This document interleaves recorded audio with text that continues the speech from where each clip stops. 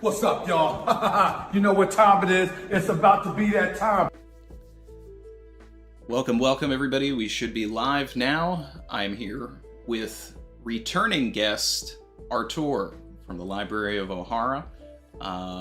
It has been almost exactly 1 year since the last time we did one of these. In fact, if I'm not mistaken, this is the first returning guest since I've been doing Theory for Theory. So, Artur. What an honor. You hold that honor, my guy. Well, hello. I just interrupted there, but thank you for having me. No, yeah, man. I felt like now was the right time, you know, to run things back. Particularly with all of the, you know, just everything that's been going on in the manga. Now, granted, you've been on the channel for the Reverie and you popped in a little bit for the Sword Summit, but this is our first one-on-one collab in a little bit, and you know, a lot has changed in a year. We even met each other in person. Yeah, man, yeah, we hang out, yeah. Yeah, it's kind of weird thinking back. That did happen, yeah. Yeah. So I mean, you know, that was fun and everything. I think one of the you know, one of the big things that you're known for is, you know, that the little run that you did with Return to Reverie. Yes. And we have now returned to the Reverie. Yeah. God, it's just surreal to think that, like, I mean, I even pulled down on Twitter like an old tweet I made in 2018. Is like, man, I sure hope we don't have to wait 2 years until the end of Wano to know what happened at the Reverie. And now 5 years later, exactly like, 5 years, exactly 5. I did, you know, I did literally. the math because it was like it was May of 2018. Exactly. And I remember distinctly June of 2018 was one of the most magical times we've had in this community, man. I'm right with you. I'm right with you. I still very fondly think about, you know, just not even the rest of the Reverie, but just the start of it, chapter 903. You know, all of it, like that stretch of chapters from like 903, 908 was like just magical in the community, because like I remember when Emu first appeared, right, in like chapter 906, it was just like, can anyone explain this? Anyone? The thing is, like, or it was like the hat. Yeah. I mean, we still don't know what these things are. We still don't have. That's the thing. We still don't have a phase. I mean, we could, in theory, if Oda decides not to, you know, bait us and go somewhere else next week, we could get, you know, an Emu reveal very soon. What I really like about that is that, I mean, with Emu there were like a lot of theories. Because I think that even I, like, and some other people, like, said, okay, this character has a crown, so it might be like the secret ruler of the world that was kind of hinted at stuff. And even like after like Emu was on the throne, right? Okay, is Emu rocks? Is Emu this? Is Emu that? There were like some theories, but like the hat, no one could explain. No one can yet explain what the hat is. Like, okay, maybe it's the hat of Joy Boy or something, but it's like there's like, it just doesn't make sense, and I love that so much. It's just like, oh, that is big. Well, you know, with waiting 5 years to get into any of this sort of knowledge, it sets a you know, an interesting element and just precedence for, this has to be the catalyst. This has to be one of Oda's like craziest things, one of his craziest twists. So far, I would say that most of what we've gotten has not been deserving of waiting 5 years. But I do feel like we're going to be getting into that soon. Yeah, that's kind of like talking more about the quality of like the value of these things, which I do feel is more subjective. But this is something that I felt a bit like after Wano, that it's like we got like 3 post-arc chapters and then we just moved on to Egghead, you know, and it's kind of like I wish we had gone like a bit more, right, especially with how big it was hyped up and how much like we had for all that stuff. But it kind of seems we're for some reason just kind of getting that mid-Egghead. It's like Egghead was basically ended, and now we're getting like a serious post-arc, right, and it does feel a bit more satisfying now. the Reverie stuff does feel like not as satisfying, but I think that, you know, like, I think we've basically gone through, like you said, you know, the stuff that was more obligatory, like, okay, you know, like the revolutionaries fighting, Karasu's powers, you know, what Sabo did and stuff, and now we're getting to like the really juicy stuff with like Emu and stuff, you know. Yeah, now it's getting good. I do hope beyond like Emu being revealed, we at least find out what the hell Shanks was talking about that pirate, because like that's, I think, the one that really we've been teasing for a long while. But I do, even though I could see, like you said, Oda not doing it, I would like if we do actually get an Emu reveal next chapter, because, you know, it's one of the main villains of the series at this point. You know, I think it makes sense to set them up for the final saga. I'm with you 100% on that. Although there are a couple of things timeline-wise that do have to get cleaned up before maybe we even get that. Also, just shout out to Noah quick. They said they can't stick around, but wanted to shout both of us out, and they can't wait to listen to what we get into later, and said that we're easily two of their favorite One Piece community members. So appreciate you, Noah. I kind of feel like the next chapter may not even have Cobra's death. And I mean, if it is, it's at the very end, because 956 kind of told us a lot of the stuff that is supposed to happen before, you know, Cobra is supposed to die. Garp needs to interfere and intervene with everything going on with Shirahoshi and get her off of Marijoa and basically in the water, because he gets the call that Cobra has died while he's going down.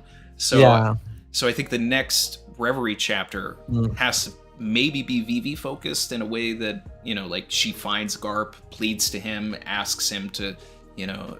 and Morgan's is there also the red port, which could connect with how she escaped. Yeah, and we need to, you know, that was the next thing I was going to get into, is that we need to see Morgan's, we need to see Wapple, we need to understand why Vivi felt she needed to disappear, you know, that she needed to go with them. Is that post-Cobra, you know, but either way, no matter what, I think 1085, the safest bet is the Garp and Shirahoshi of it all. And then, because, Yeah, like I don't mind like waiting like a couple of chapters, just like we don't have to wait like another 5 years, you know, because the usual like One Piece drama with Oda is like the One Piece debacle is like, okay, the chapter ends up on something hype. Next week, either it picks up right away, right after that, or we're gonna have to wait like 20 weeks minimum. That's just like how it always is, especially in the past saga. Yeah, you know, but I think one of the key things here is I think Oda felt it necessary to have somebody tell these things, you know, so it's like, and the element here is that even some of the stuff we're seeing, even though we're from a story perspective, this should be from the POV of Sabo, we're getting things that are not from the POV of Sabo. So that's where this sort of like I mean, that's always been the case with Oda, because like even when he always does like flashbacks from like a POV usually, but we see things like outside that POV. No, you're right. You're right.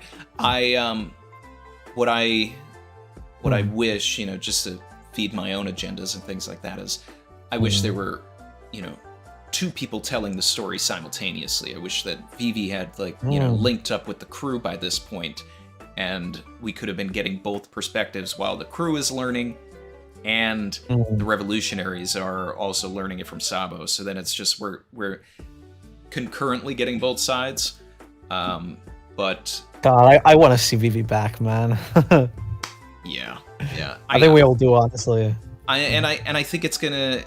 I feel like it's got to happen sooner than later at this point. I'm thinking that the Morgan's blimp could be the way that the crew gets off of Egghead now.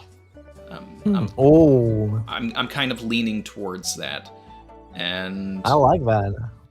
So, you know, it kind of flies towards there, because I'm with 100 battleships showing up from the Marines. I don't know if the Sunny like gets away, I don't know. You know, and with Frankie's poster, like it's kind of ominous. So if they get I away wonder on- maybe if like the blimp can like lift the sunny or something, because obviously they're not like leaving it behind, but Oh yeah, you no, know, it wouldn't be a situation like that, but you know, it may be unsaleable and they have to fix it, which could give them some drama. But yeah, because that's like a good thing, because like even Morgan's kind of benefits from just having Luffy do stuff. He's just into that. It's just the type of person he is. So yeah, and I find it, you know, very interesting that Oda has paired Vivi with Morgan's, primarily because I feel like no one. You know, I'm just wondering if Sai and Leo are also on the blimp. You know, what's their deal? You know, did they get? You know, I know that Miosgard said that he was going to take their, take the fall for them, but they're still pirates. So it's like, did they get sent to Impel Down? Did only Sai go because I couldn't see Leo? But... My best guess is that like Miosgard covered up for them enough for them to just leave Marijois. Yeah. And then now they're kind of like wanting stuff, but like that's kind of how they were able to get away, right? Because I think that was like mentioned by like Sakazuki and Kuruma. Yeah. That Miosgard was going to help them get away. So my best case scenario is they're on the blimp because they have the Fever card to Luffy.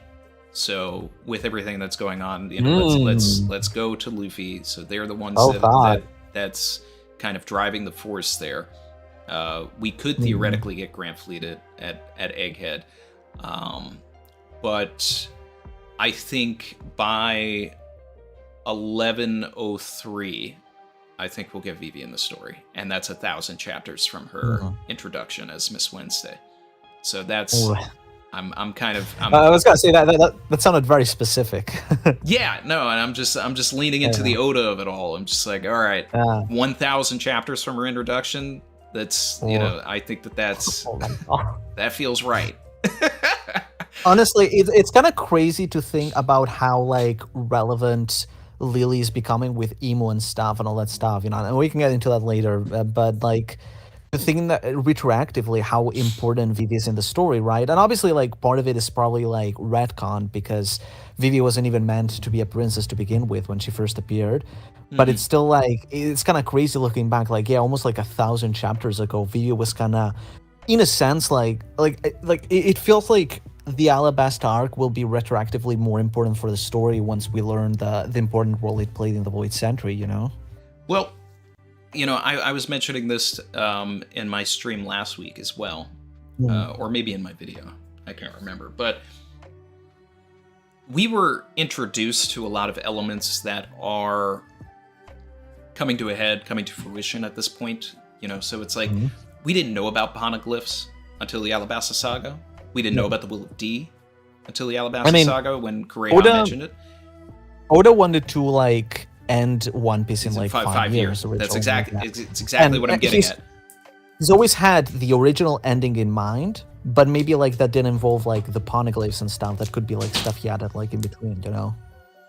Like maybe he had the idea of like like an old kingdom, the D and the One Piece treasure and stuff, but then it's like let me like put like poneglyphs because especially because Alabasta with Egypt and the hieroglyphs and stuff, and then he just kind of kept building on that. Yeah, so I think that whatever the the One Piece is, whatever the end game of everything is, I think that the seeds for it are in the Alabasta Saga, and that's why we're seeing a lot of those characters coming back. A lot of those themes and everything are coming back as well. You know, we didn't know we still don't know what the Will of D is, but we didn't even know of it by name until Kureha mentioned it, and then Robin brought it back, and then it's like now we're in a room, the throne room, and we have Cobra, who has been inspired by Robin, from like chapter 218. Yeah. God, it's just kind of like, it's just kind of crazy to think because it's like, I think I mentioned this as well, that, in Alabasta it was sort of mentioned, like Robin said that the royal family isn't protecting the poneglyph. right? When Cobra brought it up, and it's like I've literally been thinking for so many years, what does that mean? Right, there's this dialogue at the end with the dialogue between like Robin and Cobra, where Cobra says, "Then what has been our ... and maybe like our purpose, I imagine, or something like that." But like, what did he mean? And it's been like 20 years. Yeah. Oh man, it's been longer. it's like when we saw the Devil Fruit stuff with like Egghead, you know, like with chapter 1069 was it, you know, like when we were told about the nature of Devil Fruits from Vegapunk, and people were connecting with like the quote from like Willie Gallen at the start of Skype, and it's like you can tell Oda has been wanting to tell this for like 2 decades now. Oh my god. Yeah, it just kind of feels like everything else is a side story, and it's just we can like go back to Alabasta and Skype or whatever and like pick up from there, and then just continue now. Like even Skype and other sagas just feel like more relevant now that they're like, you know, they set up like a lot of ideas and stuff for like the future of the story. It's just Goda, man. Goda. I'm here for it, and I love this because I think, and I've been saying this a lot, but I think that Vivi's role in the story is going, and I've been saying this prior to her being with Morgan's, but now I feel like it just matters more.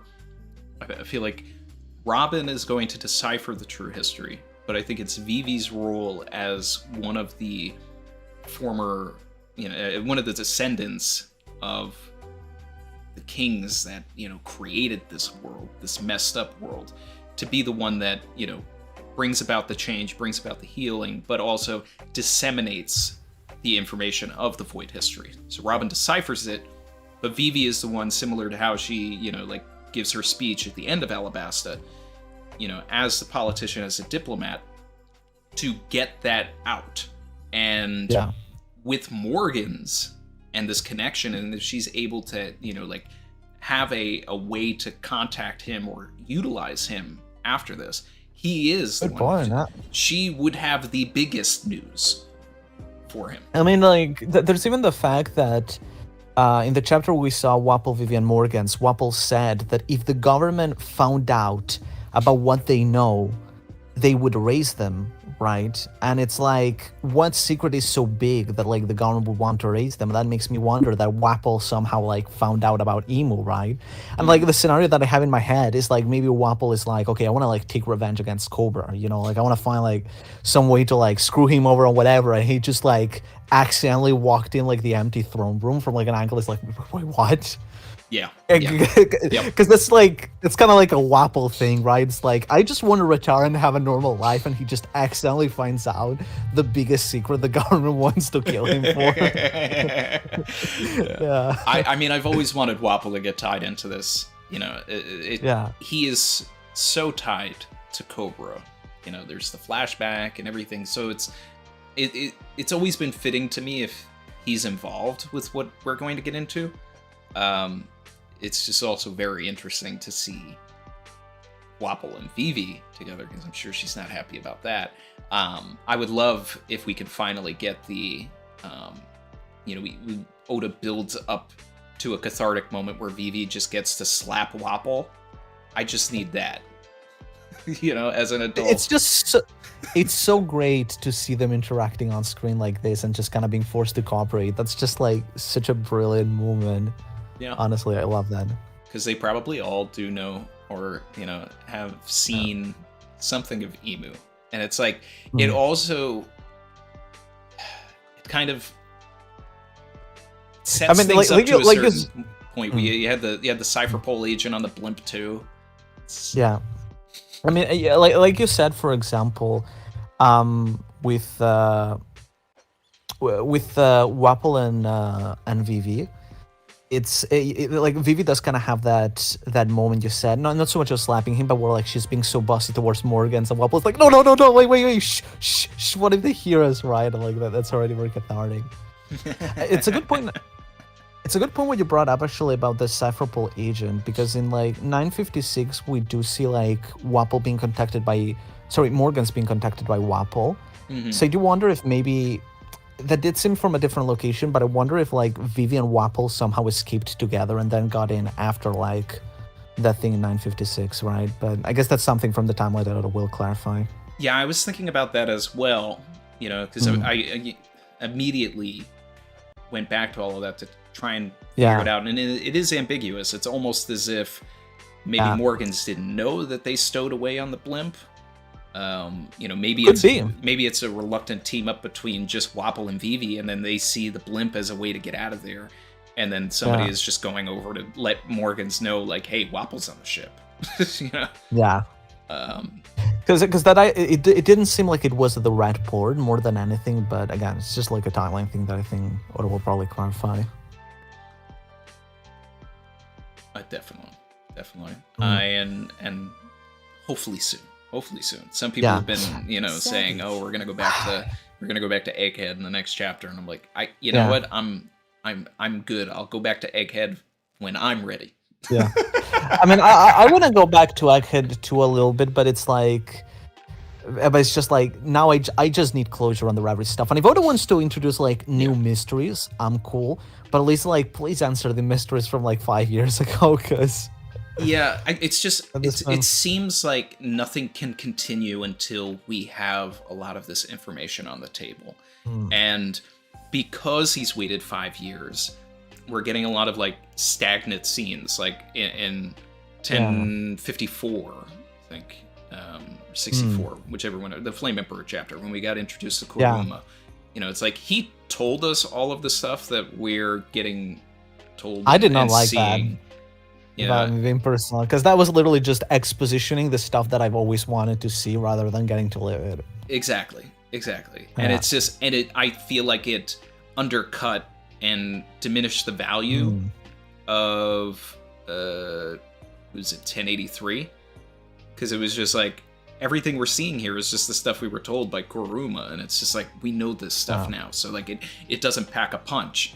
The only interesting thing was like, like getting Karasu's fruit, and which another fun tie there was like, as I was reading it, I was like, okay, so is this Logia awakening? And then everybody was just like, oh, Artur's been saying that for years, because I went off on a tangent. I was just like, this guy is, if he is a suit Logia, but his crows are going everywhere to the point where they are dropping off news, like, a news coup. They're saving, getting Sabo out of Dressrosa. He is creating sentient life out of his body. Yeah. So, and they talk. They literally talk. They talk, yeah. We even saw that in 1084. That's the thing that I kind of like did say like in Return to Reverie, because I say he had like the tartar fruit instead of the suit, but it's like a fairly similar thing. Yeah. But it's just like I said, it's like an awakened Logia, because it would be cool if like Logia awakenings could create like living creatures, right? Because it's not a Zoan, because Zoans don't work like that unless it's like a very specific mythological Zoan, and I don't think that's the case if it's the suit fruit. And it's just like again, it's like the crows are literally alive, right? And we've seen like Enel, Sakazuki, and Kuzan do something similar with some attacks. Yep, I was talking about that too. I was like, he had the hellhounds from Akainu, he had the pheasants from Kuzan. I don't remember Kizaru doing it. He made an animal? Kizaru I don't think did. I think it was Kuzan and Sakazuki alongside Enel. Yeah, and then, it's also fun to think about if Prince Grus is actually a Logia and not like a Paramecia, given that there was a bit of a discussion, Yeah, everybody was like, oh, a Logia, but, that's, you slice through, a Paramecia, you're going to think that as well. There was one of the pirates who said like, oh, is he a Logia, right, when attacking one of the golems? But the thing is just that golems being associated with sort of like clay is just something that kind of makes sense. So right, which is why I'm like, that one's, it makes more sense if that one's Paramecia, but if it is a Logia, then it just builds this up even more, because he's giving sentient life to his clay. And then I'm forgetting it, but I remember one other instance of a Logia. I feel like as well, like Like there's something like on the tip of my tongue, but I had talked about it, but I can't remember it right now. I gotta rattle off the Logias. I mean, Crocodile never did it. Monet had like a rabbit-shaped attack, but I don't think that was necessarily. And I wouldn't expect Monet of all characters to be awake. No, I'm not gonna put Monet on the same pedestal here. Okay, but that's basically like Zoro fans trying to hype up Zoro in any way. Right, yeah, exactly. No, dude, Monet was like Yonko commander level. Let's see. Run through some super chats quick. Growth Stock said, Emu is the mermaid princess from the Void Century. Much love to both of you and keep pushing. Mermaid princess from the Void Century. I don't think we could have two Poseidons at the same time, personally. I have a theory about that, but like it's separate. No, not on the side of Poseidon, but I do think that is possible. Maybe there could be two ancient weapons. Yeah, well, I mean, we've always been both independently on the train that Vivi should be a conduit for an ancient weapon. Yes. So yeah, that's sort of where I'm trying to go.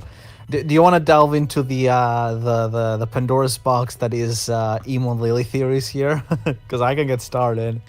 Let me get through these chats, and then yes, okay, yeah. that's exactly what I want to get into. Caleb Brown, a member for 10 months, said, "Do you think Egghead is a top 5 arc at this rate?" I think it's shaping up to be. I mean, if you consider all the things we're getting into, and just the fact that we're getting answers. You know. I mean, I love all One Piece arcs. Like, I literally cannot choose a favorite saga. Like, they're all like, they're all flawed. They all have problems, but there's like not one that is so flawed over the others that like I would put under the others and stuff. So I kind of love them all.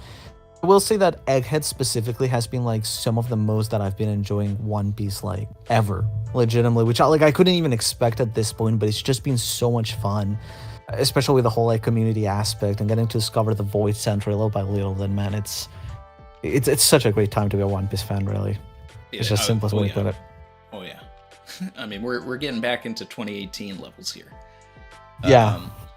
Noah said Blackbeard and Wapol have some history as well since Wapol abandoned Drum Island because of Blackbeard. I really think they will have some sort of run-in again. I still want to know why Blackbeard targeted Drum in the first place, and if there was any sort of relevance to Drum. It literally could have just been just platforming Ace. You know, it's like, I don't want it to be a situation where it was like, I want this character here, but I also need to introduce Ace. So I'm just gonna have this character attack this island so that I have an excuse to shoehorn Ace at the very end so that I can use him in the next arc. It's not, there's no cleanliness there. I mean, it could be like, literally could just be like, well, I'm a pirate, let me just ransack this town, right? But it would be cool if there was like some secret reason. I want something more to it. I want something more. Yeah. You know, and it's like, if, you know, I mean, it's not the case right now, but I mean, like, if he was after answers for like the Opiopi no Mi or something, and then it was a situation where Kureha actually did have the immortality operation. And we're both on that agenda, right? Yeah. Yeah. 100%. Yeah, you know, like, there's ways to make it work if it was, you know, 2 years ago at this point or something, because it's just, there's too much to contradict things right now. But Demi LP said, Randy has noticed it, but what is Artur's theory about Oda deliberately withholding Vegapunk witnessing Nami using Zeus or weather? It happened twice already. What this comment means is, what does Artur think about it? Because at first I thought he meant as if I've. So I've talked about this. I have a very loose idea. It's not like, oh my god, I'm gonna break the internet with this one, but they just wanted to hear from you what you think about Vegapunk never seeing Zeus or Nami using weather. It could be a small thing, but like Nami's current climate act is powered a lot by technology from Witheria, which she specifically gave to Usopp to kind of like augment the climate act.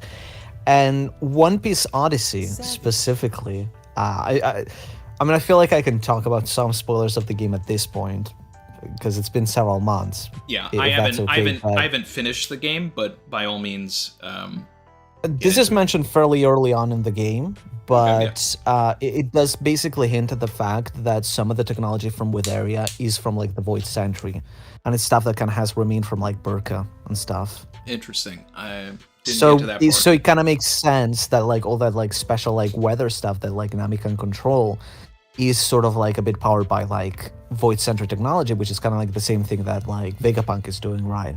So maybe there's something that I don't know if maybe like Oda will have like a comment between the two very quickly, but you know, I do think there is a tie there. For me, it's just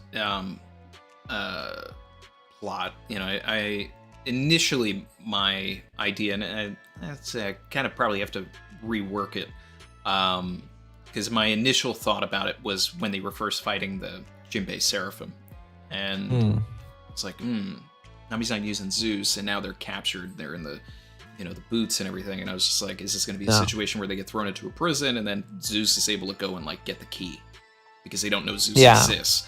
So there's also Chekhov's broken boots on Luffy. Yeah.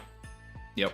So I feel like the boots are going to come back at some point, and it may be a situation where we'll have Zeus, you know, be a key element, you know, in somebody's rescue, or you know, maybe we'll finally get Luffy riding him or something.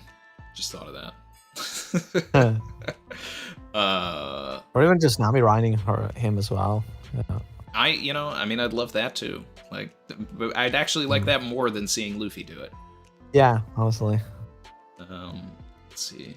Jay the Lightseeker, going back to your Zoro comment, said, join the Zoro Church now and get a free green bandana. Oh my god. And Alejandro Salas said, if we're getting this many chapters without the Straw Hats, how many chapters are we going to get for the Void Century? In full or piece by piece? I think it'll be Nolan and Calgara length. I'm hoping like Odin length at least. Honestly, it's just I want like a beefy like Void Sentry flashback where we get to know like each of these characters like personally. You know, we're not just told like background, but like we actually get to know people like Poseidon or Emo and stuff, and like get like somewhat attached to them as characters as well. You know, that would be ideal. I'm here for just one fear. Oda just skips over it in a really quick way. 6-page flashback. It's just like the editors are like, no, people need to see Luffy, and it's like, this is what I've been building 26 years for. Like, what are you talking about? Yeah, exactly.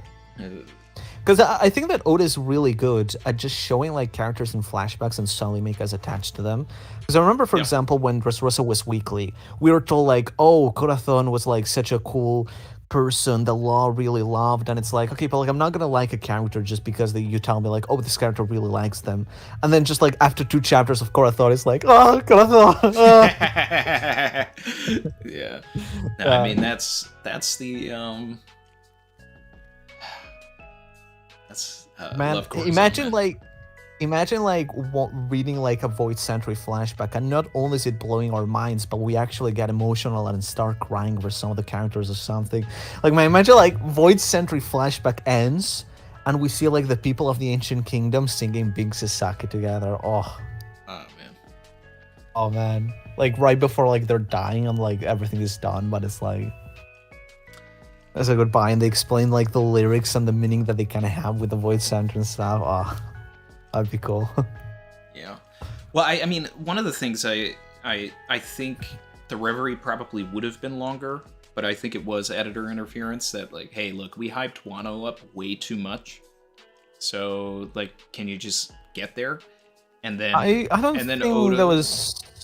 I mean, I usually don't think that because I feel like a lot of people say like, oh, like Oda gets very pressured by his editors and this stuff, but like I think even during the Reverie, like one of the editors said that Oda wanted to cut like the Reverie shorter, so that's why they don't want to like refer to it like an arc and stuff. I don't think that Oda had like a vision where he had the whole Reverie. He cut it early just because his editors told him so. You know, I think that he wanted like some of the mysteries with like even stuff to at least cook for like a few years. Because if Imo was like revealed right away, then it's like you don't keep. No, your I mean, readers I'm okay with interested. that part. I'm okay with that part. But it's like I don't see a situation where we needed to wait 5 years to see Charlos, get smacked by Cyan Leo. Like there's that. True, yeah. That doesn't change anything. How things were cut off in the middle, but I do feel as well that like as much for everything that we can say about Oda, it is also true that sometimes Oda hypes up certain mysteries for like years only to reveal them so like nonchalantly. It's like, oh, here it is, right? It's like, oh, what is this Del fruit, right? And then like, oh, it's just this name, and that's it, right? He even said he straight up forgot to reveal Kid's fruit name, right? He said in SPS like, oh, I forgot it, so Yeah. But yeah, man. Yeah. It's all being Oda. Let's see. And Gabriel Hogan said, "Hey Randy, I was rewatching your 1059 stream. That was a little while ago. And I was wondering, didn't Kobe or Blackbeard see Luffy's poster on the castle?" That's what I wondered about. Like I thought it was weird they never acknowledged it. Yeah, but because I could just imagine like Kobe looking at that. Is that a giant like poster of Luffy on the castle here?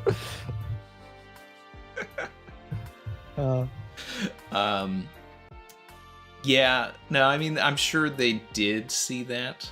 Yeah, probably was like off screen during like the clash between like Blackbeard, Hancock, and Kobe, right? Maybe we'll see it like in the anime and stuff, but it was just like cut due to page down because it was only one chapter. Well, not only that, it's like, what are they gonna do even if they do see it? Kobe's on orders, so it's not gonna be like, okay, hold on, well, Hancock likes Luffy, so I'm not gonna capture her now. I mean, yeah, I think more just the reaction is like, huh? Yeah. Because it is like a bit weird. Like it isn't just like a small poster. It's literally just this massive like advertisement for Luffy. Yeah. I mean, it's like marking. It's like it's his territory or whatever. I mean, I think a throwaway line from Blackbeard would have been nice. Like, oh, we're in Mugiwara territory. Okay. Yeah. And basically something like that. Like, which I think is like when we might get in the anime, but. Yeah. So let's get into this. The main event here. Let's get into some Pandora's box. Let's open this box. Yes.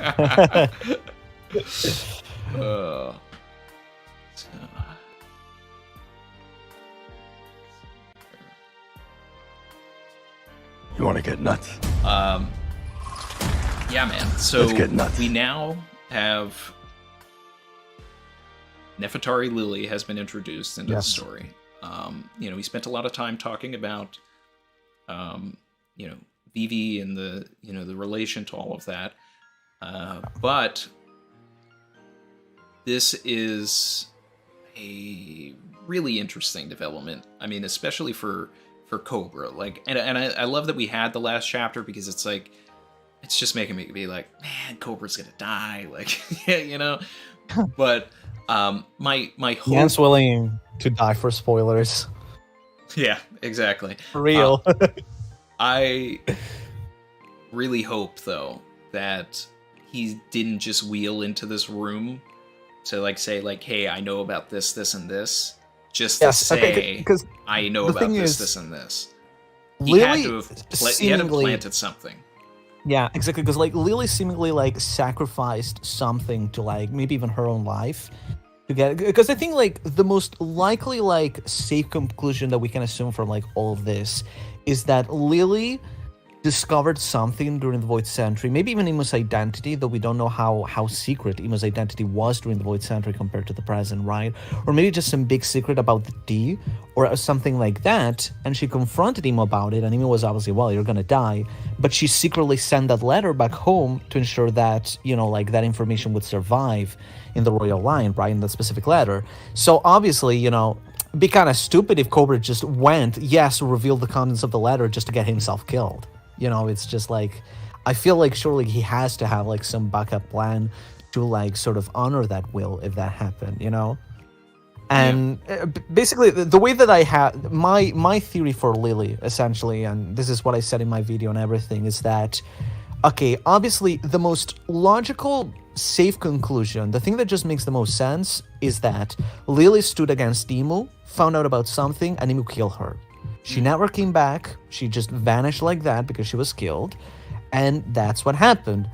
But the way more fun, way more interesting idea is that Lily became Imu. That's just 100 times more interesting. And yes, there are some things that need to be justified for it, but it's not like impossible enough where Oda definitely wouldn't do it. I definitely see it as a bit of a 50-50 in a sense. I'm with you on that. Like, it's... I'm not 100%, like, all about Lily as Imu, but I do recognize that it brings something interesting to the story. Like, we already know how good Cobra is. Country is its people. It's one of those cases I feel... Sorry. Sorry, go ahead. No, I was just to say, like, we know how good Cobra is. We had an entire arc dedicated to, like, this is a good king. We had an entire saga to let us know, like, how good of a leader Vivi is, and what she imparted upon Luffy, and probably his only character development in like the entire series, where like she teaches him how to be a leader, bowing in front of Drum, all of that. But it's, if there is an evil Nefertari, and it's like they're good, but their bloodline is so soaked from what has been done to the world, then it gives this really great drive and momentum to Vivi in the end of the story. Like, and it actually pushes us closer to getting Vivi back with the crew, because it's like she has to atone for the sins of her family and fix the world, because now she'll feel responsible for it. Like, Vivi being in any way like a direct descendant of Imu is just like so fun to think about. Like, and again, like it's just because that's the thing like about Imu, is that if like, I think it's likely at this point that unless, like, Imu's, like, rocks or something like that, Imu's gonna be a completely new character. But it would make so much more sense that instead of being just, like, a completely brand new character with, like, zero connection to the story, it's a character that is related to one of the Straw Hats. So it gives us a more closer connection with the drama that can arise with one of the Straw Hats. Yeah. But another way that I see it, and I like I said, like, I would love if that was the case, like, just because of how much it like platforms Vivi, but I think that it's probably more likely a situation where Lily was her own character and Imu is their own character, but not that Imu was a person that had their existence shrouded in secret, but rather that Imu and Lily had a relationship.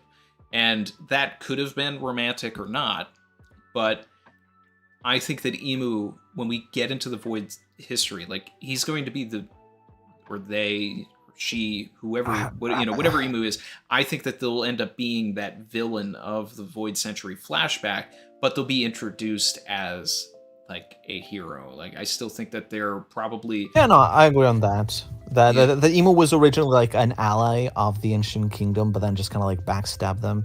Now, I think that would work like even better if it was Lily, which is kind of like the Vivi that kind of betrayed the original crew and stuff. But I think it's like, I mean, I've heard a lot that the theory about like Imu being attached to like Lily and stuff, and Vivi reminds him of her and stuff. But it's like, I don't know, man, that's just like Imu being the pettiest insult in history. Like I've seen people say that. That's like taking a dangerous step towards like the Attack on Titan ending of which just I've never like seen. But I know, yeah, but like very out of context. But it's just kind of like, it's just the fact that like it's just the incorporating like a character's sort of like unhealthy romantic attachment as a reason for like certain things happening in the world in some ways, just like. And the thing is I have faith that Oda can do better, but I've also sometimes Oda gets tropey. And that would be that would be the trope. And it's like, we have instances of this, and this would be an inversion. It's like, In Amazon Lily, Hancock gets lovesickness for Luffy. So, is this a case of lovesickness, but going back, into the void history? So it's like Emu had lovesickness for Lily, and the advances were denied. So yeah, then he just becomes the biggest incel in history and burns the world and, and all this because he's so powerful. But Lily, gives a letter, or maybe the letter isn't even a letter, maybe it's actually the poneglyph, and and he's just calling it a letter. I don't know, but either way, it's something that was passed down through generations, and we know that Cobra knew exactly what was on that poneglyph. What if it was a love letter? Yeah, look. This the letter is from Emu to Lily, and it's just the cringiest letter. It's like, oh, Lily, you're the sun in my life. But on the backside, it's like, do not trust this person. Yes. I mean, in Return to the Reverie, to be fair, I had a somewhat similar idea, just sort of different. That Emu was the figure of Umi, Mother Sea, and that was kind of crazy because at that point it wasn't even so established, that idea. But it's I had the idea of what if Joy Boy was the king of the ancient kingdom and Emu or Umi was the queen and stuff like that, right? But then someone in the comments said, so it's the Void Century, just a really bad divorce, and I'm like, oh, I don't like that. Yeah, I mean, that's why it is more interesting for Emu to just be Lily, and there's more fun that can come from the story. But yeah, if Emu is Lily, to me, it's just something that just fits so well in so many different ways that it's so much better than any idea that I or any other fan came up with, because it's man, Emu being rocks, who cares about this? It just sounds so much more interesting. Because there's just a lot of yeah. Sorry. Okay. There's just a lot of little things that can add up, because the room of flowers where Emu is in is all surrounded by lilies, and it's the butterflies go to Emu like a flower, attracted to a lily. There's the sword, which could be the 20th sword in the throne. And even the things that I've been saying, that there are the color pages with Vivi where she is surrounded by lilies or water lilies, which ties to the sea, Umi. And the Emu being if Emu is Mother Sea or Umi, which is something I've been speculating. Obviously that's not confirmed in any way, but it's something that would fit really nicely. It would make sense that she's a Nefertari who has blue hair like the sea. And that's just a thing that and we were talking about this before. If Vivi is Uranus, what if Lily is the original Uranus from the Void Century, and that's how Emu was able to destroy Lelouch, that just I'm right with you on that one. It just fits into so many layers that would just be so fun, and I think it's a perfect example on one of the cases where the coolest theory doesn't need to be the likeliest one, because I feel a lot of people obsess what is the most 100% likely theory, and it's even if what makes more sense is that Lily was her own character, it's just the possibilities of this are so much fun that I really hope that Oda follows up with it. But I really think that it's just surprising as in so many incredible ways with this whole thing. And now I actually just thought about this. And because, I've been on the VV Ancient Weapon train for a long time. And if we take it, because I wasn't really looking at it from the angle of Emu also having that ability, right? But my biggest justification for Vivi being an ancient weapon goes back to the end of Alabasta.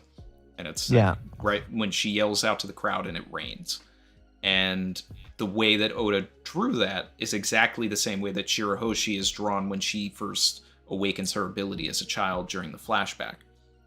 So, and that's when the Sea Kings come. The face is drawn the same way, and it has the same, sort of effects and everything. So, if the power of Uranus is water-based, and it's what happened to Leloucia wasn't beams or anything, but was just the heaviest rainfall imaginable.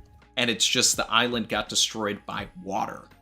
Or literally even just potentially like just some form of thunderbolt created by like a storm or something, you know, but like something that kind of comes from the skies, you know. And I think like this idea really fits because I mean I'm of the belief that Momonosuke is essentially Pluton, because he's able to command Zunisha, who is the only one who can open the borders of the Wano country and unleash Pluton upon the world, right? So I think that every weapon, at the very least, is like a person, and then the weapon itself, like Shirahoshi and the Sea Kings, Momonosuke and that stuff, you know, and in that case, you know, Momonosuke and Shirahoshi are the two descendants of the royal line of two allies of the Ancient Kingdom. So it would make sense that, again, the Nefertaris were also allies of the Ancient Kingdom, and Lily and Vivi are part of that descendant line. Because, like, you know, it can't be just someone who's completely unrelated to the Ancient Kingdom's bloodline or families and stuff, and all that stuff. You know, like, it makes sense, if all the weapons are humans, that they are descendants of those people. The chat is reminding us of that there is a rain god, and it's like, right, I am in completely Jaya. Yeah, exactly. Yeah. Well, the Jaya before it went up into the sky. Yeah. The idea of Vivi being the rain god is very appealing to me, and I think that if this is water based, or even if there is, because I've always been, you know, person and conduit, you know, so it's like, so, you know, Shirahoshi and the Sea Kings, everything. So if there has to be some conduit that is making this water, then so be it. But there's also an interesting angle if we have Imu and they are, you know, doing this heavy rainfall and everything to destroy something, but Vivi and Alabasta created the rain to give life. Exactly. It's one of those things they say is like, in the wrong hands, the weapons can destroy the world, but in the good hands, they can bring a change for good. Which is like what Otohime said, for example, right? And I think that that's specifically like a case where, like, it would make a lot of sense if Imu was considered, you know, Mother Sea, the mother of nature, Umi, if she had like a power to literally just manipulate water in some way. And I am of the belief as well that, you know, like Shanks mentioned in chapter 19, according to the myth, the devil fruits are the incarnations of the sea devil. I think that the sea devil and the mother of nature, the sea, are the same thing. I believe that during the Void Century, let's say that it's Lily, just to say it, but rather this figure of Umi helped create the Dao fruits, either helping propel the technology or through some other way, or helping the people of the God Country, but she made them weak to her own powers of the water, so that she could, like, cripple the Ancient Kingdom and thus make sure that all who ate Dao fruits wouldn't be able to stand up to her. So, you know, maybe she could give it to her allies to kind of win the war, but any enemies that try to eat them would be, like, weak to her, you know, and that's the reason behind the weakness and why the sea is said to hate Dao fruit users. You know, like I think there could be some... There's got to be some, like, big brain connection that Oda is just trying to build up there, even if it isn't specifically this.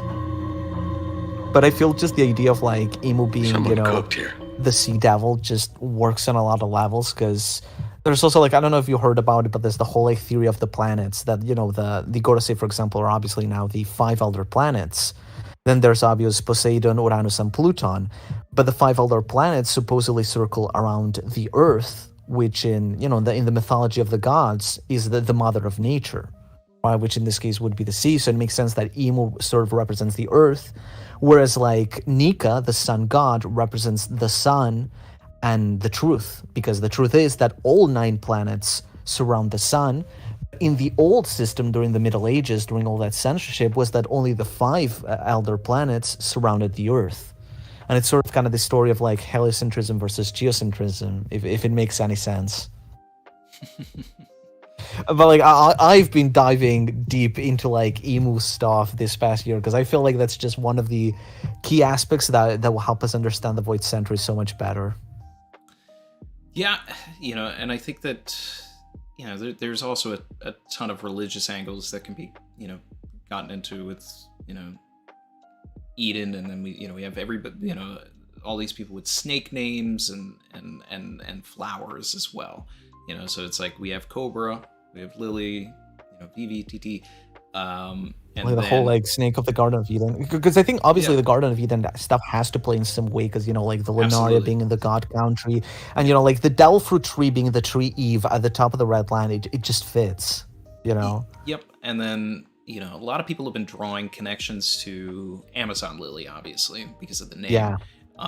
Which is surrounded by snakes. Snakes, exactly. Boa Hancock. And now there's also, I mentioned, for example, that Marie-Joie, the word Mary, or the name Mary, apart from being like, religious and all that stuff, is derived from the Latin word for sea, quite literally, while Joie is derived from bourgeois, but it's specifically derived from the French word that refers to a female of high power. So it's kind of like Marie-Joie can technically, you could like translate it something like Lady of the Sea. Right, and stuff like that. Oh, wow. Yeah. Well, with Mary also the kind of etymology there, like, once you said it, I was just like, oh, wait, yes. It's about to get spicy. I'm not buying into the theories that Lily created Amazon Lily, but I would love if it was if it was an island that was inspired by, like, I would love something where in the Void Century or something we're introduced to Lily's best friend, her vizier, something like that, and like because of what transpired between her and in Emu, if this is a situation where Emu is a man, then after killing Lily, scorned by Emu, goes in her name and creates an island in her name, where an island where they don't trust men again, specifically because of what happened. Let's see, a couple supers. It's just here. like so many ways this can be approached. But there's so many ways. I mean, that's the fun thing. It's like, and we only have a name. It's like we only have a name. It's like all right, let's try and put things together from just this. The chapter when we got like Saint J. Garcia Saturn, that name alone just like opens so many like possibilities and so many things. It's just, and like we're seeing everything like come together, but it hasn't like quite reached the final point. So we know that like all these things are connected, right? And we were told the Nefertari were connected to Emo in chapter 908 with that picture of Vivi. But we didn't know how. Now we know another step, but we still like that context. And like little by little, we're just sort of like seeing everything just intertwined in a way that is just unbelievable, man. Yep. And then, more snake imagery for everything. Going back to that is obviously, they were Kashi, the snake that they believed was God, during the Jaya flashback.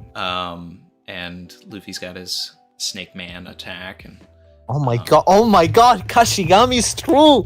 It just clicked in my head now that you mention it. Yeah, like a snake being a god, tying with the whole like Eden Yep. So, and I had a theory that I put out a while ago that I believed that the original Joy Boy, much like Chopper, was a snake, like Kashi, and ate the Hito Hito no Mimaru Nika, and then was basically this like blue snake human guy that didn't fit in any world because he wasn't a fisherman, he wasn't a human, he wasn't anything, so he couldn't, but he wanted to unite the world. And it's like there's there's like elements throughout the story that could make something like that work, and I feel like some of this kind of does help that, and especially it's like with something like Snake Man. There was something else I was going to say, but I might have to circle back to that one. Don't worry. I have my own theory for who Joy Boy really was, because I came to a conclusion that I feel like hasn't really been brought up, but unfortunately I kind of want to still keep a bit of it private, because it is sort of part of like the mega theory that I want to do this summer, like the final part of the true history. So no worries. But I do feel there is a grave misassumption that everyone is sort of making about who Joy Boy is, that we're sort of taking for granted.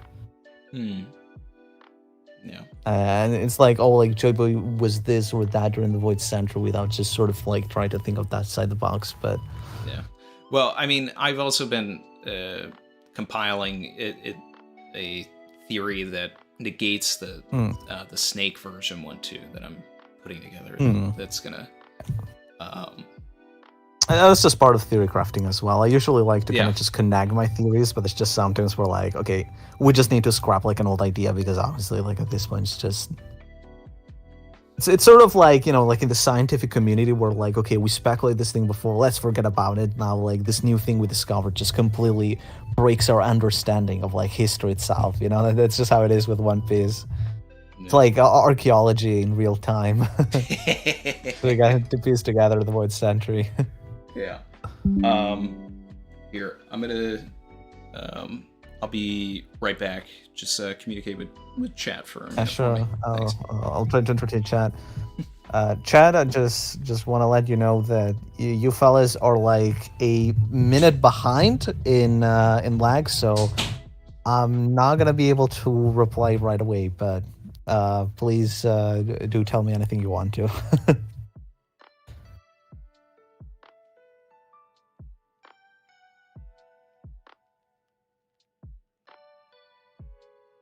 Said the question is why they don't let the Alabasta sheep leave from Marijua. It's not that they don't let them leave. I think they just said that, you know, Pelchak and the others just couldn't leave from the Red Port because they were still looking for Vivi.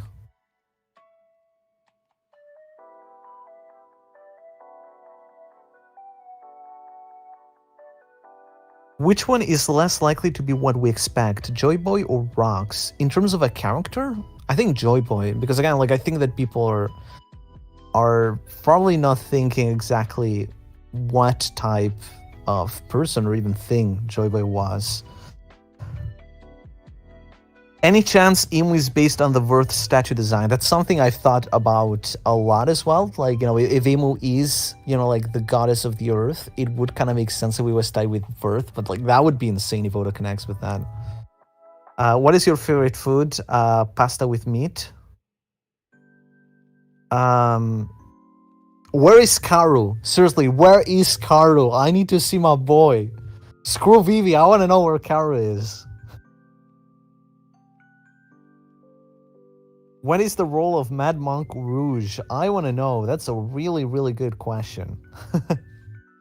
Because Rouge is like the one supernova just has done nothing so far, so I do hope that Oda does save a good role for him. I hope you're in good health, Artur. Thank you. I'm slowly improving over time.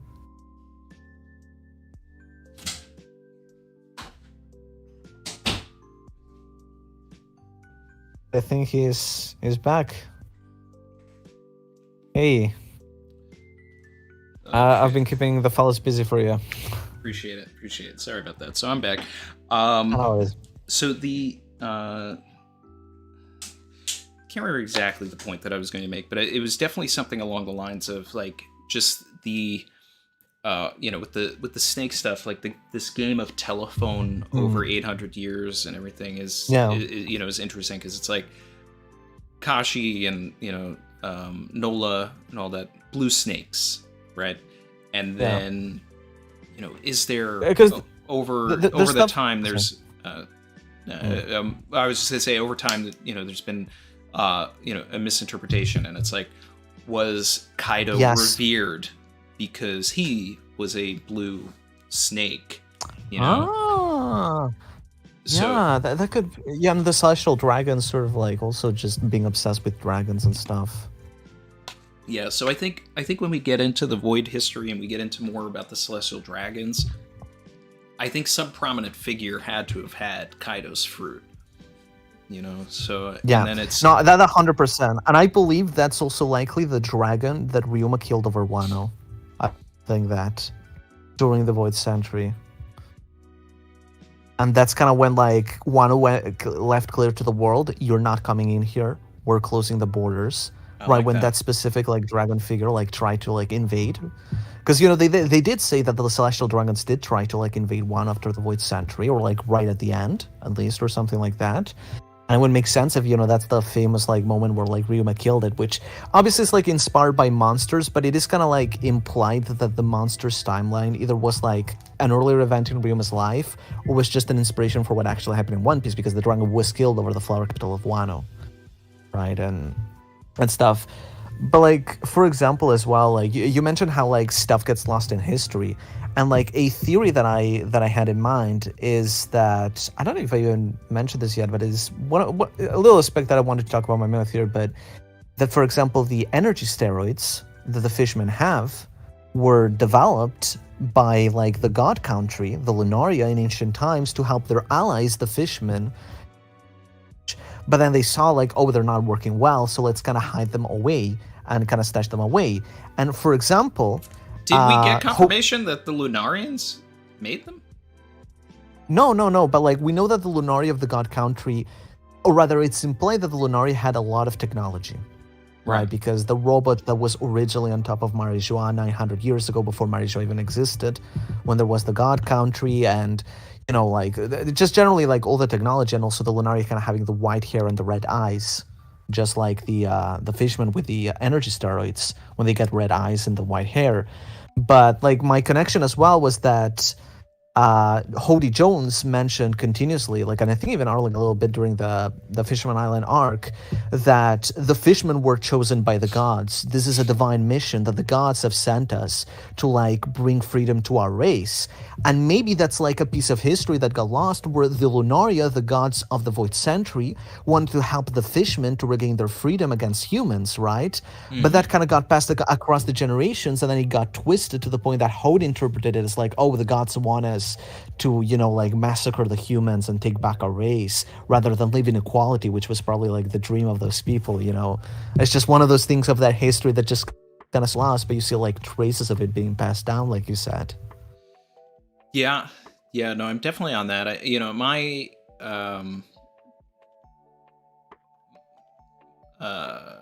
My theory with those pills and everything is that I think they have to be tied to Luffy. They have to be tied to the Nika fruit.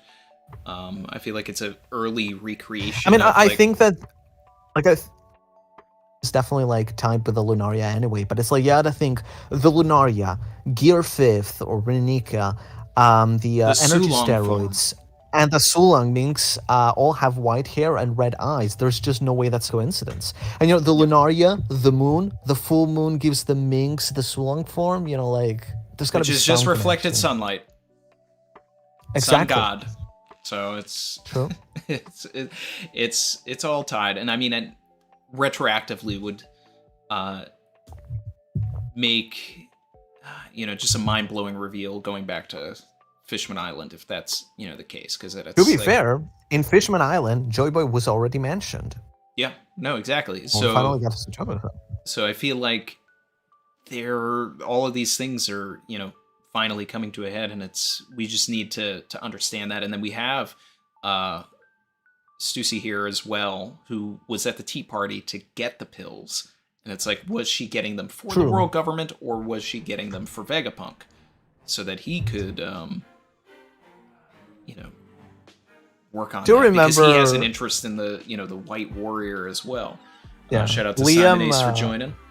Another one. Liam mentioned in like one of his videos, Grand Letter Review, very casually, that's like, like Jinbe and like Stussy are now together. I can imagine them just having conversations like, what was in like that box? Oh, drugs. Ah, cool. But like you said, it's like I do feel that's a bit of an element that should sort of tie, with like Stussy again, like you mentioned. Yeah, we definitely need to see something about it, but I don't know if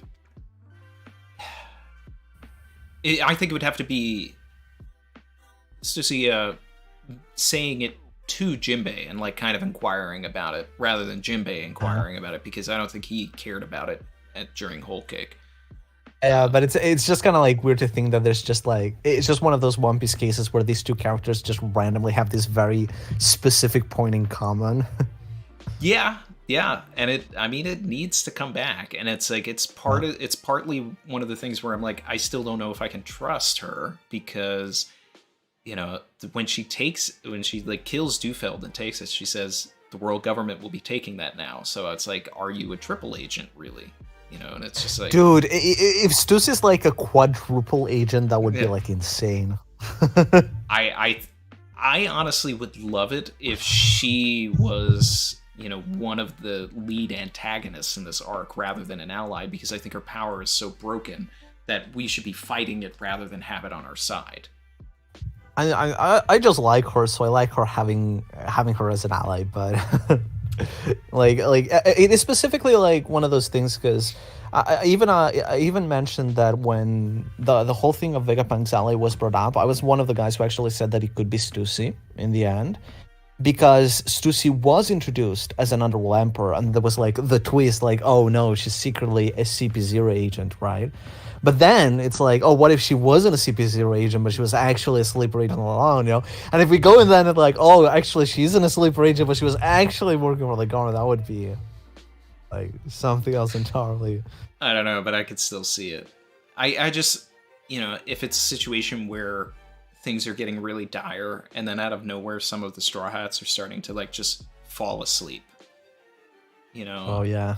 And it's like, oh, she's been running around biting them, you know? But to be fair, it's like, who would she be working for? Because if it's the government, it's like, why would she have interfered when Vegapunk asked for it? You know, it's kind of like...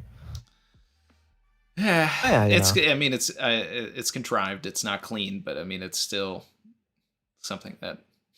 Or still fun, even if everything... And the thing is, like, he can justify anything he wants. Like, he can always find, like, excuses and explanations. So usually the thing that's like, oh, this theory is fine, but, like, this thing doesn't make perfect sense. It's just not necessarily always valid to me, because there's always just something that can be explained. And it doesn't even feel forced. We maybe just don't have the context for it. Yep.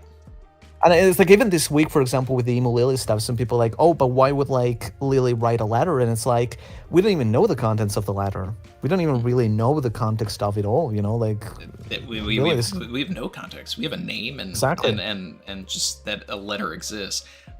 Shout out to Yamil Diaz, who said, I feel the letter might not be real. Instead, it could be a ploy by Cobra to draw answers by bluffing false evidence, putting pressure on them. That'd be big brain. I see, but that's the thing, is I want Cobra to come out of this with a big brain win, because it's like, savage. If he, like I said earlier, you know, it's just like, if he just rolled in there to just say, hey, I know something, like that is not good.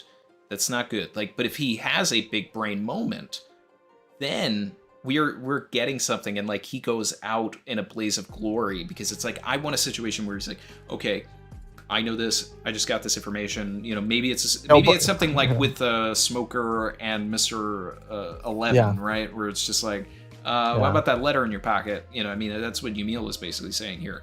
And it's like, you know, what orders or something. Anyway, he gets out the information that Baroque Works exists from Mr. 11 by just like the thing is that, I mean, we know that Sabo found out about like what Cobra saw, because like Sabo saw Emu. We know that basically for almost a fact. So inevitably, when Cobra died, like, Sabo saw Emu, but that's something that Cobra, I imagine, didn't count on, right? So I feel like it's the type of thing where I wish that Cobra kind of like had like a Denden Mushi sort of like hidden under his robes or something, kind of like the Flamingo there, or like it's just like some way to record, because it's like, surely Cobra is just not stupid enough to just go ask the Gorosei about this stuff and be like, yeah, don't let me out, don't let me just walk out. No, you know, he knows. Look, he's already on his deathbed. He knows he's dying. He's dedicated the past 2 years to figuring something out, and that's why I want him to have a plan in place. Maxo super chatted earlier and said that their big idea, and he said probably not mine in origin, is that Sabo and Cobra colluded or at the Reverie and set up an info leak before the Gorosei meeting. Like, that'd be... I don't know, because like... I don't know if they could have gotten together to do all of that, but if he did record it and then Sabo just managed to get that recording afterwards, I think it's better. So yeah, the thing is, like, even last chapter we see Sabo mentioning, like, overhearing the guards talking about the Phantom Room, which is probably the Room of Flowers, I would guess, because like they said, it's like, oh, it's the one room that anyone who sees what is in it like suddenly disappears. So that does kind of seem like Sabo was like, because Sabo has like the triple dot, you know, like bubble and stuff, so it's like Sabo like, this sounds interesting, let me look into it before we leave. Right. It would be fun to see Sabo just walking around that room and then just like finding the. It just looks out like, oh. Yeah. I mentioned on Twitter that's funny that like Cobra dead and Sabo over his body, like that picture in the newspaper, was taken from like up above, given the POV. So that means it was taken from the throne. So that means like Emu just pulled up like a Denimouche was like caught you in 4K. or Big News was like just kind of like hanging out up there or something. I don't know. Yeah, by the throne, yeah. Yeah. Mr. Venator 86, member for 18 months, said, it feels so good to be back. Missed you guys. I appreciate you. Container Productions, member for 10 months, said, keep cooking. J. Armstrong, member for 13 months, said, this meal smells magnificent. That was when you were on your big rant earlier, cooking. QV said, VV's basically going to restructure the government. That's my ultimate goal. Shout out to Ronnie Williams. Let's see, we got Fable said, y'all want Stussy flip-flopping like Cirque du Soleil? I was like, oh, but actually in reality I am a quintuple agent working for Blackbeard all along. Yeah, the real 10th Titanic captain. I mean, that was a theory people had for a bit too. Yeah, God, I remember. It's like everybody was like, "It's probably Kuzan." Like, no way. The 10th Titanic captain is actually secretly like Kizaru or something. And it's just like it's just Kuzan. Yeah, I was like, the easiest thing is that it is Kuzan, naturally. Yeah, but it's what I like. At the same time, it's just like, why? We already know. Why are you making it it's giving it, dedicating its own chapter to it. Sometimes Oda just likes to reveal like small stuff like that, and it's the thing that I like to call Oda's razor, where sometimes the simplest answer is the real one. Sometimes we overcomplicate theories when it's really just, and that's why like I've had people say it's like, oh, but if Emu is Lily, that's too obvious, but yeah, that could be Oda's razor. It just makes sense, Yeah, it's like I remember being one of the only people in the community that was like, guys, this Odin is Kanjuro. Like, stop. I said it as well. Yeah. So many people were like, no. His character has not finished its arc. So, and that was a similar case where I said like the Odin time travel theory would just be cool just because of the insane like Pandora's box that could open. But it's probably Kanjuro. Like, it just makes more sense, right? It's just the safer option. It was also like the same thing with like the whole like traitor theories and stuff, because like again back then it's just I mentioned like just Kanjuro makes more sense, but like I wanted someone like Carrot or like Kinemon, like someone who would be interesting. Even if I said back then it's like I don't think these are more likely than Kanjuro because they're just more correct theories, but it's just I think the fan in theory crafting is just coming up with what is the most interesting idea that could sound plausible rather than what is like guaranteed to be right or wrong, Definitely. I mean, like we are, we're going to be dedicating, by the time this is over, 2 hours to one name and a letter drop. Man, I've dedicated more to just one name. Oh yeah, of course. We both have. Big Mike said, Uranus, Emu is the god of the sky, Poseidon, Shirahoshi, god of the sea. What power does Pluton have? In Greek mythology, Pluton is the god of the underworld. Exactly, and under Wano. Yeah. Is I mean it's for me it's sea kings, probably like land kings and sky kings, Yeah, that was like the old theory that I think also mentioned Return to Reverie, but I do think it is a bit different now, at least. But I do think that, like, at the very least, it's just something that each of the weapons is located, like, in the underworld, in the sea and the sky. So, like, Uranus... I mean, if Emu is Uranus, it just makes sense because, they're at the top of the sky, on top of the red line. So, literally, they're, like, located there and stuff. And,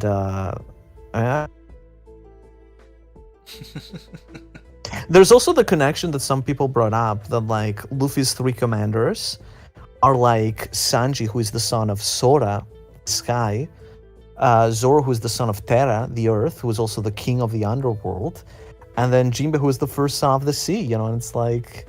Well, Even if it's just I saw thematic. that around, but I saw that it was going to be, Emu is Luffy's mom.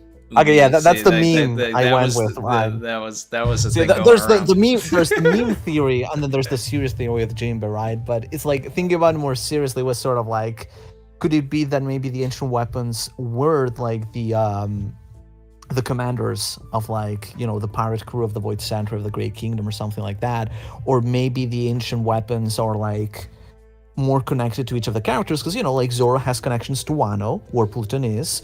Jinbe has connections to Fishman Island and to Shirahoshi. Like Zoro is close with Momo. Jinbe is close with Shirahoshi.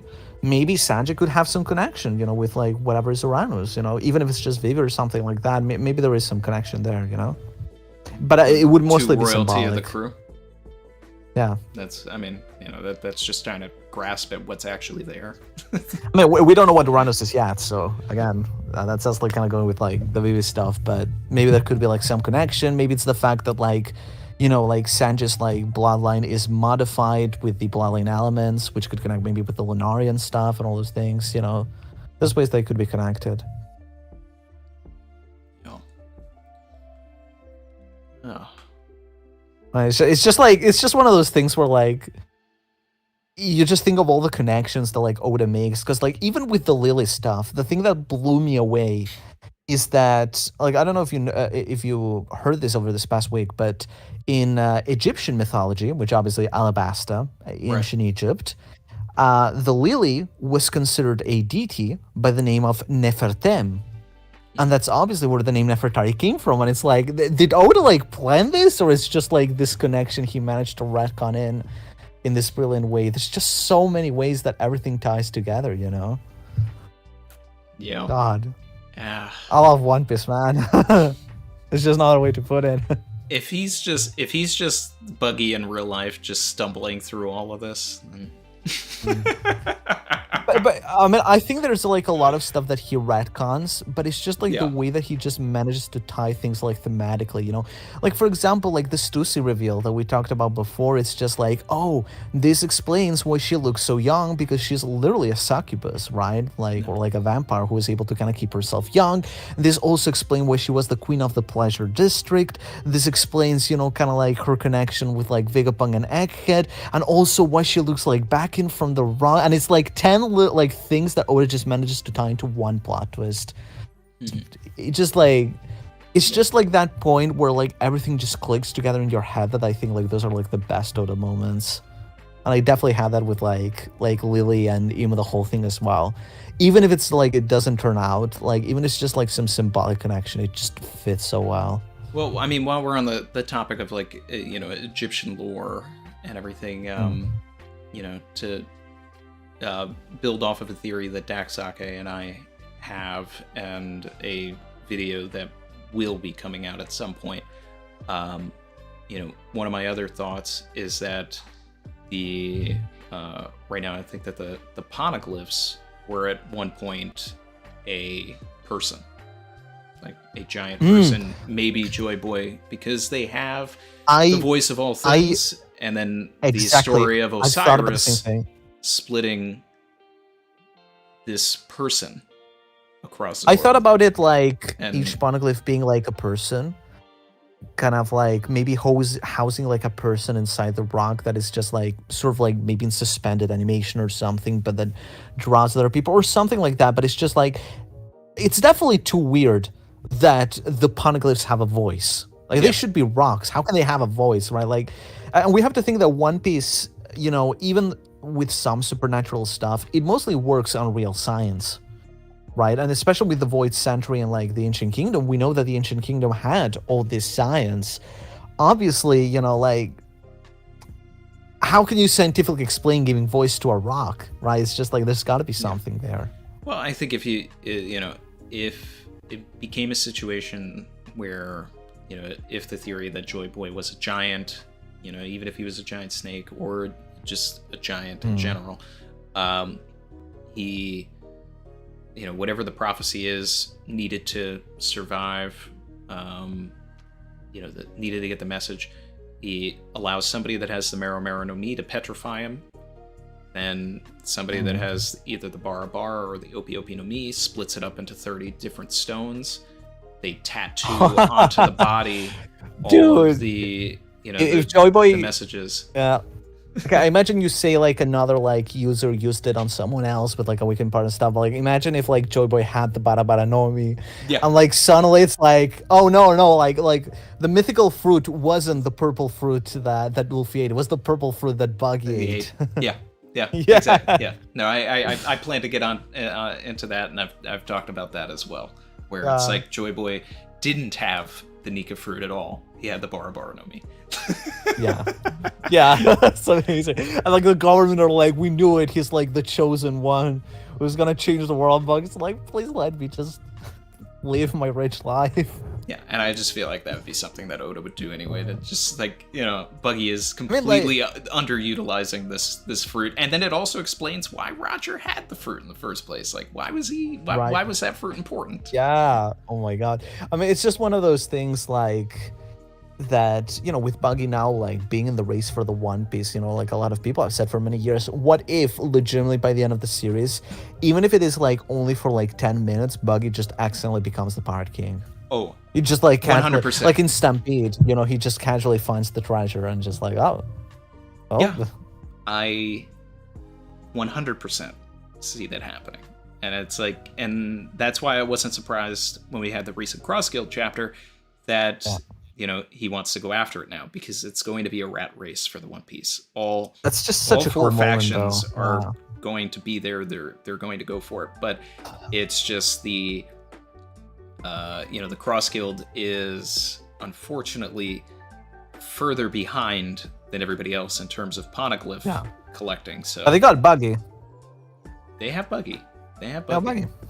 I love the structure that Oda has kind of set up with this final saga, because it's just like, at first we had like these three fronts. Egghead, where it's Luffy versus the government, Wiener, which is Law versus Blackbeard, and Albaf with Kid versus Shanks. Then the two Supernova fell, and now essentially the race for the One Piece is like a four-way between the four emperors at the moment, and that's why Oda set up these four specific characters on top of the government and the revolutionaries.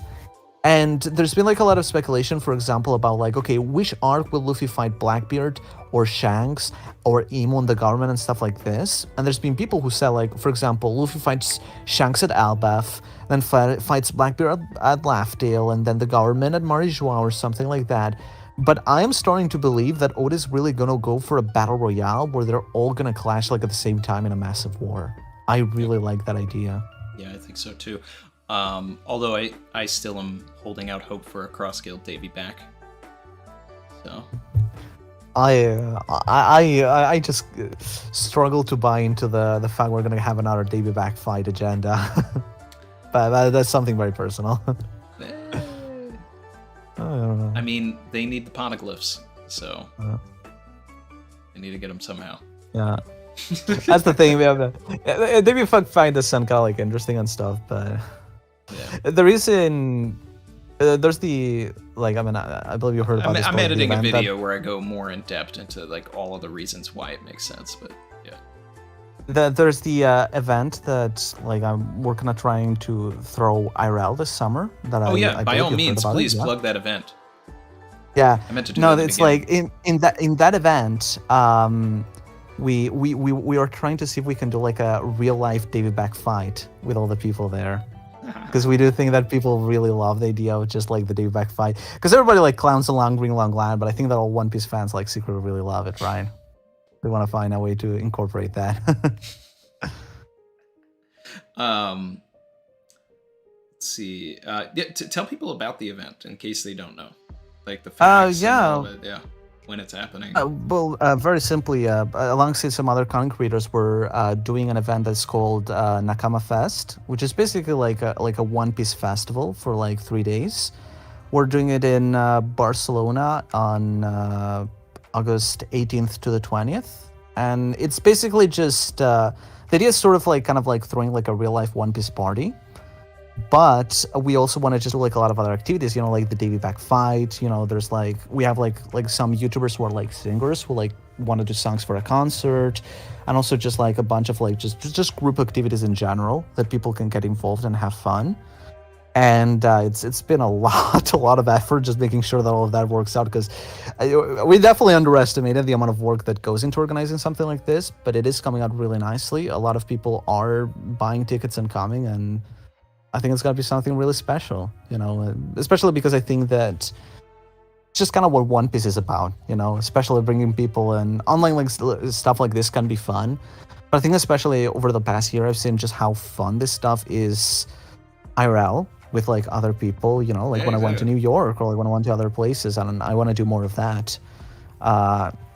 And it's just the idea of like throwing like a real life One Piece party and inviting like a bunch of like content creators or like fans from all over the world, even though obviously it's like really hard for like a lot of people, because especially all the folks from America, it's just like it's really expensive, and it is difficult.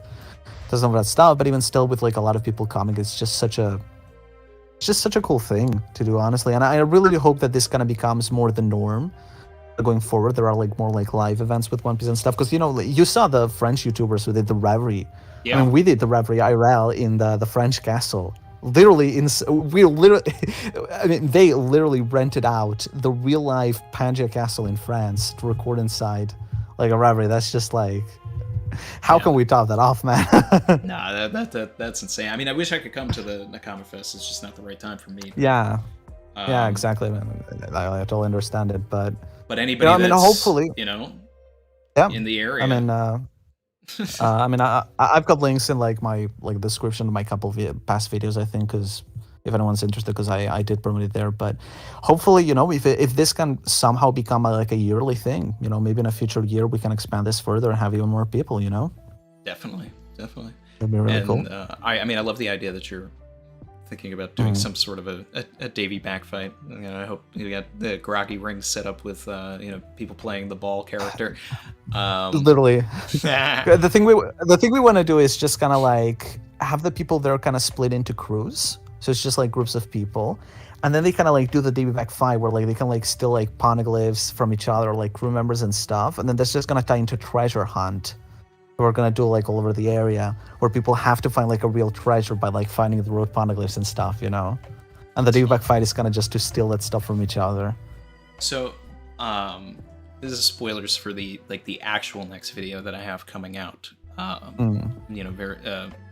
this week, but it ties into Davy Back as well. Are you aware of the special that has lost the time, that they actually did a episode of Long Ring Long Land, like abridged version?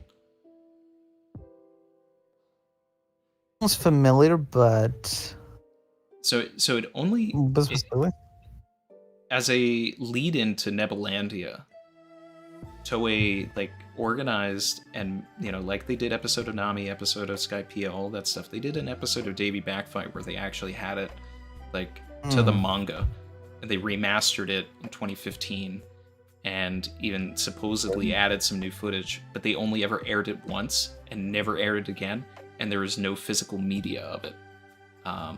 And so I got approached by the One Piece team, and they were just like, did I remember it? Did I ever have a copy of it? And it's just like, no, I did not.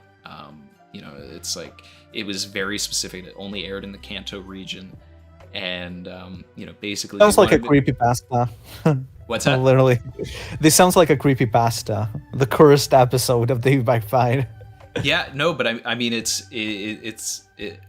legit, and I've got the I've got all the the proofs. So the next video I have is kind of just spreading awareness of that, and hopefully get shared around, because there is the possibility that someone out there does have it on a computer, or does have the very specific device that it would be that they would have been able to DVR it to.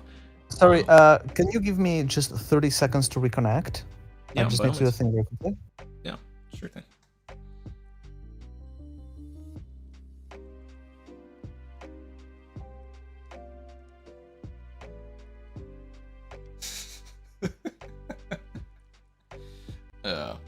I'm not changing this because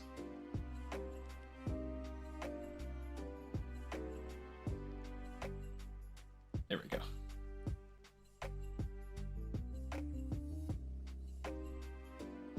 Can you hear me now? Yep, sure can. Okay, perfect. Sorry. Yeah, I mean, I think there were also like, not so much anime episodes, but I remember, for example, there were like some specific like episodes they made it specifically just for like the live attractions in Japan, like some of the stuff at Tokyo Tower, some other stuff. And there's like some of them that haven't been saved in like video format as well. So it's just kind of like something that like, I understand like maybe some other people don't care about as much, but I do sort of have like a spot for trying to like preserve One Piece content, you know, like making sure that it doesn't become lost media. Yeah. So this particular special is considered completely lost media. So it's like it's up to the archaeologists of the One Piece community and ourselves. Yeah, because that's something that get it out there. Sorry, that was something that like even to an extent with like some of the translations of some stuff that I did, for like the Library of Horror and stuff, it was also just a bit of a mentality of also making sure that this stuff wasn't lost to like the Western community or that it could be accessible. Even if it wasn't like some limited way, because for example, the Viva cards have never like been like adapted in any form officially. There was been Japanese, and unfortunately, like I couldn't like even like fully translate them and stuff. But it's just like still, there's just like so much like little media that kind of gets lost, and I get that a lot of people just don't care about stuff that is in the manga, but there is like a bit of a soft spot for making sure that that stuff can be preserved. Yeah, a lot of people are talking about like lost media Reddit. Like it was already put on lost media Reddit, and there was a Reddit post that was done like 9-10 months ago. And it only had like 16-17 upvotes. Nobody really interacted with it. I imagine. I mean, it's like there's also like, for example, straight up, there's a bunch of One Piece lost media on Oda interviews. Like some really early interviews that would have did like a Jump Fest at 2002, that the only stuff that remains is just like secondhand accounts from like Japanese fans. Like for example, there's the infamous a villain will join the Straw Hats quote that has been passed for like years and years that supposedly does come from like a very, very early Jump Festa. That there's just no source for it, but there's like some Japanese fans that kind of do swear that they did hear it or something like that. Post Robin? No, we're it could be like around that time. I feel like I've heard this, but I always just took it as like he was talking about Robin. Some people thought that it was, I think it was past Robin as well, but like I think that some people believed it could be Jinbei. Or even really potentially, it could just refer to like Impel Down, where like all those people join Luffy, and it's not so much they joined his crew, they just join as allies. Sure. Or something like that. That makes sense. Or just some considering that Jinbei was whatever, originally supposed to be a villain, that ties in as well. Exactly. It's just like one of those many things that is just like, there's like a lot of like pieces of like lost media of One Piece, and I believe, for example, Sandman tried to like recover some of those, but only just has some quotes and stuff, and it's something that fascinates me. Yeah, I mean, there's also probably a bunch of stuff, if we were able to... I gotta see what the status of Arlong Park is, but I mean, there's definitely a bunch of, like, old things lost to time there that I wanted to archive in some way, but it's just like, I don't even think the technology is there to save something that old, other than just... I think that... Yeah, I think that, like, for example, like, Sandman did make, like, a thread in Arlong Park of really, really old, like, Oda interviews that I did kind of try to save. Tirelessly. But it's just, like, it's just one of those things, like, I think especially you can probably relate better than a lot of people. It's just seeing the whole, like, how the One Piece community has evolved and grown, across the years, and just kind of, like... part of how like a lot of those kind of like contents or like events just sort of reflect in the moment itself, Yeah, it's honestly too much for me to remember. But yeah, it's like I remember a lot. I could be wrong, I remember a lot, but I cannot remember everything. But I mean, like, just the way that everything has evolved is, I mean, it's because I even remember like. I mean, I remember like Arlong Park back in like the early 2010s and stuff, but like even just like Ora Jackson, and how big that kind of came. And then just like most One Piece fans now probably don't even know what Ora Jackson is. I mean, let alone Arlong Park and stuff. I mean, the original Arlong Park, in 2003, 2004, whatever. It was like, it was actually, it was almost kind of like a, kind of like your site a little bit, but it was like, it was more, it was just facts. There was no wiki for One Piece also, so there was like a page where it was like just, we had Luffy's attacks, and then it's like, we were just amazed that we were able to get a picture of it and, like put it next to it.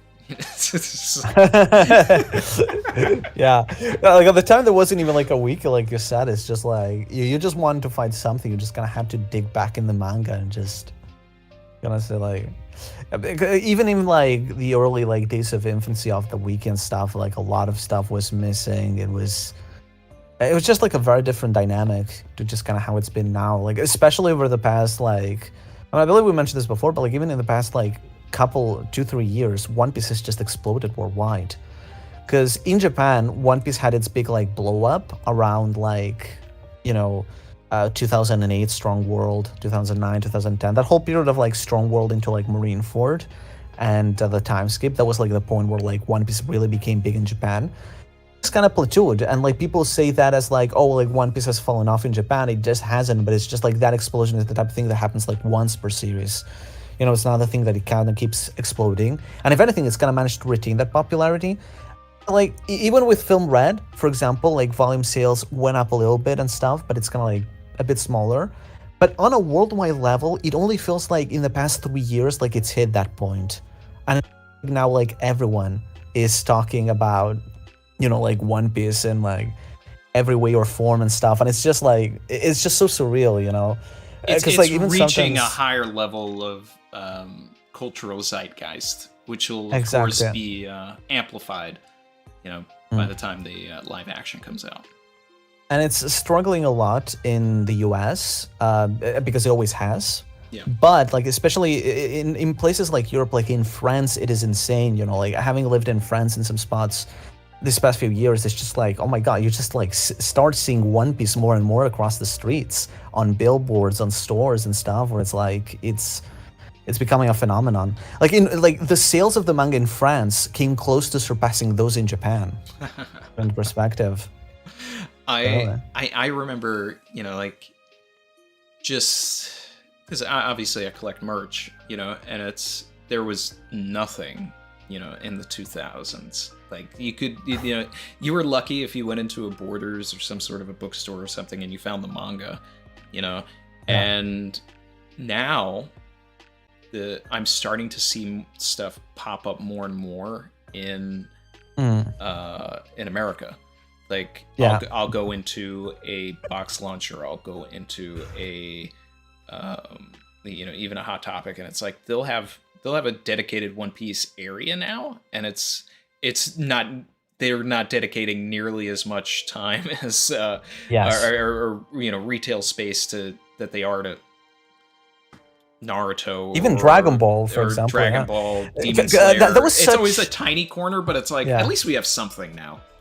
It was a bit of a funny culture shock for me going to America for the first time last year, because I remember, for example, when I was on the plane, I spoke with the person like next to my seat, and I was kind of like, oh, so like, why are you here and stuff? It's like, oh, it's like I'm going for like an event for like related to One Piece and stuff. And they told me, yeah, what is One Piece? And I was like, what?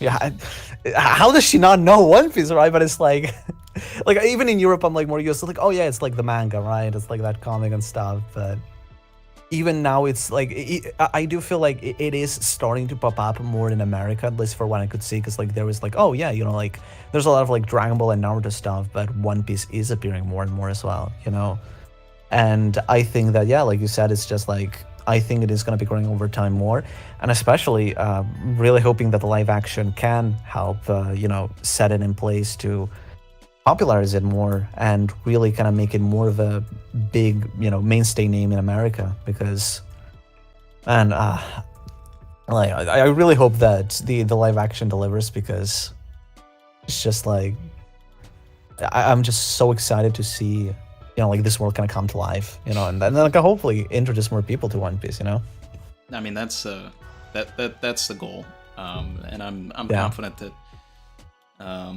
Netflix will promote it properly to where everybody will the name of it will be known, certainly. I mean, it's been 1 year since our last stream where we talked about it.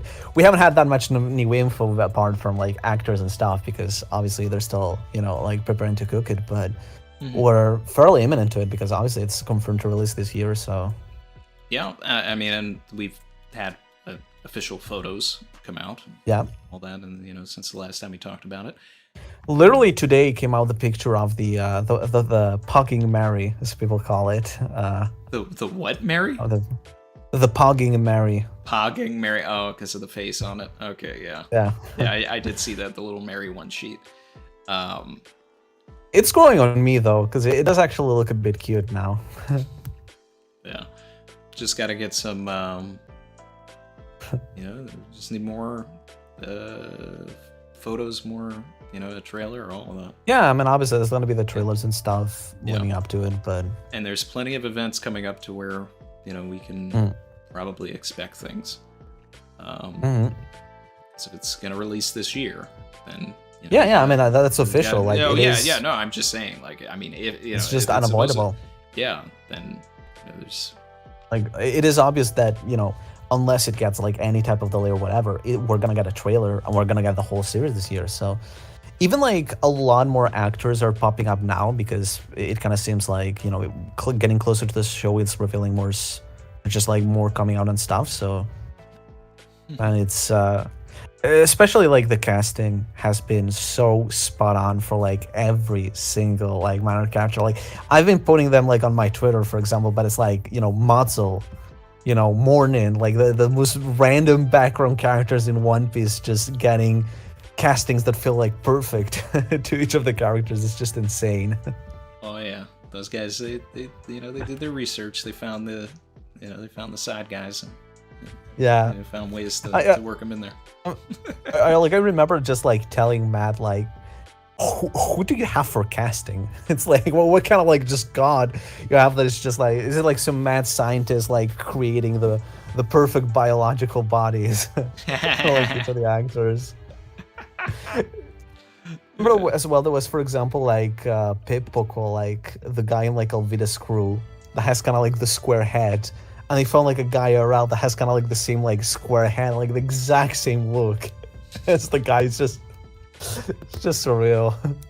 No, I'm excited because I'm expecting this to really set a template for just future adaptations of different properties as well too. Yeah, there's a lot of honestly it's like, even if this isn't like the thing that puts One Piece on the map and makes it blow up in American stuff, I just hope that like it's good that obviously we can get like more seasons, but also just it gives us any way to enjoy One Piece, any way to introduce other people to One Piece, because I just love the fact that One Piece isn't always like limited to like just the manga. Because the manga is fun, but it's just sometimes it gets boring just chapter after chapter after chapter, and it's cool to, get the movies, get the video games, get the live actions and the anime special stuff and all that stuff, It's like, I mean, it's like, especially like last year with Film Red, that just felt like an event for the community, and I mean, in my case, I did go to like a lot of the events, but even just online, seeing all the people just gathering together at cinemas with just friends and fans and stuff, and like, this being like a moment where it's not just like a cool manga chapter, but it's a moment where like everyone kind of comes together, That's kind of why I think that like more live events are probably going to be more things kind of go in the future, because there's even like, I mean, we got like Gear 5th coming up in the anime, which is going to be like super cool. And, there's been a lot of talks, a lot of people asking to bring it to cinemas, at least in some countries, because, dude, I've been campaigning to get it in cinemas in like France and Spain, because like it would be amazing to see that stuff in cinema with other fans. Oh man, well, if we don't get it for this, whatever the next movie is, we'll have a an exemplary Gear 5 showing, I'm sure. So we can have that experience. I mean, we technically had it in film red, but it was obviously just like very symbolic. That was so little. I don't even count it. I don't even count it. I mean, still, that was a throw-in. That was a throw-in. That wasn't even in the script, I guarantee you. I don't care it was a throw-in. When I was in the Paris premiere, and we saw that, like, the whole theater just exploded in the craziest way possible, because it's like, oh my god, like, there's just no way they did it. You know? Oh, man. With the movie as well, it's like, I've seen some people say, do you think they're gonna make another One Piece movie? And it's like, after Red, you think they're not? Oh. You know, like, yeah, and I feel like they even, like, learned from Red that having canon stuff in, like, the movies does excite a lot of people. Would be cool if we see a movie that is properly, like, actually fully canon. You know, not just kind of, like, partially kind of like Film Red, or just, like, leaning in more on that stuff, you know? The amount of stress that I feel like that would put on Oda, you know, it's like he's already working on the live action, he's got the manga, and then he already did that for Red, though. Oda was super involved with Red, and he did, like, a lot of stuff that, you know, even kind of tied with canon and stuff. Like, there were, like, all the documents he did, which were released with the volume and stuff, and stuff. Even, like, the thing I remember the producers mentioned about Red, which was really special, is, like, Oda gave us the go-ahead to show Luffy's past before the start of the series, and, like, another, like, sister/childhood friend character who was important to him in the past, that is canon, you know, like, the fact that, like, he even let us do that is, like, really big, and he got so involved with that, you know, so I feel that, you know, like, I do feel a bit bad for Oda, but I do feel like even he kind of wants to, you know, just lean into that, especially after seeing how Film Red has kind of turned out. I imagine the producers certainly want to, but I know that Oda is also happy working on that. I want Oda to focus on the manga right now. I don't want another end of Wano situation where things feel rushed, and that could have been maybe his involvement in all these other, like, extraneous items.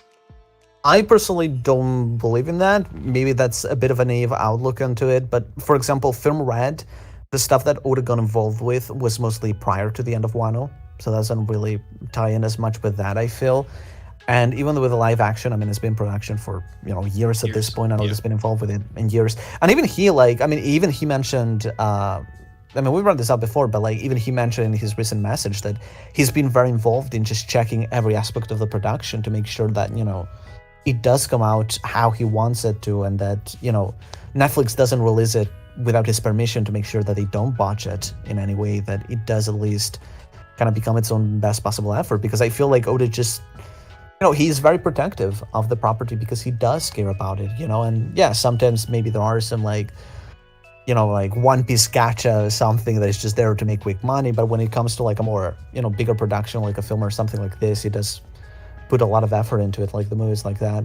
And I honestly think, like, I have confidence that Oda can manage things. I just hope he's taking good care of himself, but I feel that it's almost, like, a bit condescending in the sense that Oda wants to do this stuff out of his own volition, so I kind of want to respect that wish as well, you know? Because I can kind of get, like, that, like, massive perfectionism of just wanting to, like, no, I just want the property to be perfect and stuff. Because like, I don't want people to be disappointed and when not. Like, really, I think the simplest way to put this, what I'm saying, is, like, man, we don't deserve Oda. Seriously. He is. Look, I always gas Oda. He's creating the modern day epic. Literally, he's creating the modern day Odyssey. Yep. And it's like, it's just, like, crazy to me that, like, I remember at like last year, right, like in the month break he took, and he released that message where he said, you know, it's like, I like, my dream has been that the final part of One Piece will be, like, the best part. Like, the final saga will be the peak of One Piece. He'll literally used a Japanese word that can be very closely translated to peak, like the top of the mountain, a summit. So he literally said the final saga is gonna be peak, right? And I basically said, like, look, Oda, you know, obviously I trust you, I love you, but, you know, I don't want to set, like, wrong expectations. You know, it's like, it's possible, you know, like, I think that the final saga will be good, but it's like, is it gonna be everything we ever wanted? Is it gonna be, like, so incredible, like, it's tough. We gotta be realistic here. We can't set too big expectations. And then, like, 10 chapters into Akira, it's like, man, he's doing it. He's doing it. Somehow, he is reaching that peak, and obviously I do want to temper the expectations a little bit, but like I said, I've been enjoying One Piece more than I ever have. And I'm sure that a lot of it is like a lot of different elements. I think that the community aspect, being able to, hang out with a lot of creators and be able to do things together like this is a big part of it. But a big part of it is just the manga itself being so enjoyable.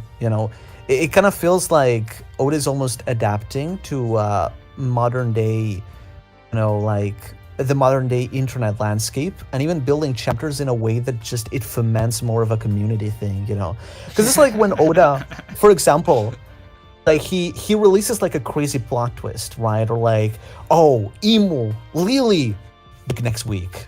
Like, he does that on purpose. Oh, he 100%. knows. He knows. And he's done that before, right? But it feels like even now it's like playing more into that community aspect, Because I mentioned, for example, with the Void Sentry stuff that we got in Egghead, Oda isn't just telling us the Void Sentry stuff. He's slowly giving us hints so that we are the ones piecing it together. And some stuff we are piecing together is going to be right, some of it is going to be wrong, but little by little, we are kind of like getting closer to that understanding, right? Instead of just revealing it right. Like, Oda could have shown this past chapter that Lily is Emu, or that whatever, or that Emu is this or that, but he's leaving us guessing until he finally reveals it. He gives us an opportunity to just kind of like come to our own kind of like decision. That's just so much fun. Like, One Piece feels more than just a story with like, delivery and just everything landing how it should. It feels like an event. Like, the weekly experience feels like an adventure in itself, and I just love that. That's my favorite part of all of this. It's been my favorite part. Exactly. For, as long as I've been, with the series, and now it's even better because it's like, able to interact with not only creators like yourself, but like, the chat and everything. Like, it's all real time now. It's not post a message on a message board and then come back, the following day and see if anybody responded to you or anything. It's no, we're all together. Like, there's way more One Piece fans than there ever was, and we. Yeah, I mean, there was a time like where like a One Piece creator with like 100K subs was like unthinkable, and now we've got people like Liam with over 1 million, right? Which is just like insane. And man, it's like, and obviously this is like a bit personal as well, but it's like through like One Piece, I've been getting the opportunity to travel more, get to meet other people more, other creators as well, and it's like it's just One Piece is helping me see more of the world and like know more people and all that stuff. That's just like wonderful thing, and now with like the stuff that we're doing with stuff like Nakama Fest that I mentioned, and like it's not even the only thing, like obviously there was like the thing in France. There's our creators who are kind of like trying to organize other things. There's our stuff I want to do, and it's just like it feels like One Piece is more than just like the discussion of the manga into more of a community thing. I just love that so much. I'm so thankful for One Piece, man. I really am. Seriously. And it's just one of the things that it's a bit hard to live with the idea that little by little that time that One Piece is left is kind of like burning out. There's a part of me that kind of almost wishes that like, One Piece started like 10 years later or something, especially because I'm young, I mean, I missed the first decade of One Piece, but, even so, it's like just the fact, I mean, One Piece could have ended like last year and we wouldn't be able to experience it this like final special parts, because like I said, it's just because of the community, because of how the manga is in the final saga, and because of all these things, like One Piece now feels more special than ever.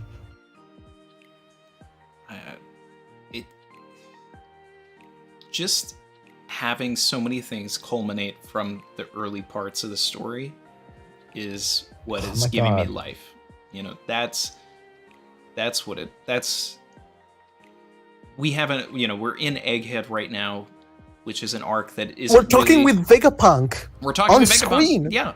Every chapter is like, so surreal. And I don't feel like we're bogged down with a bunch of like post time skip edition characters. Like, we're dealing with things and answering questions from the pre time skip.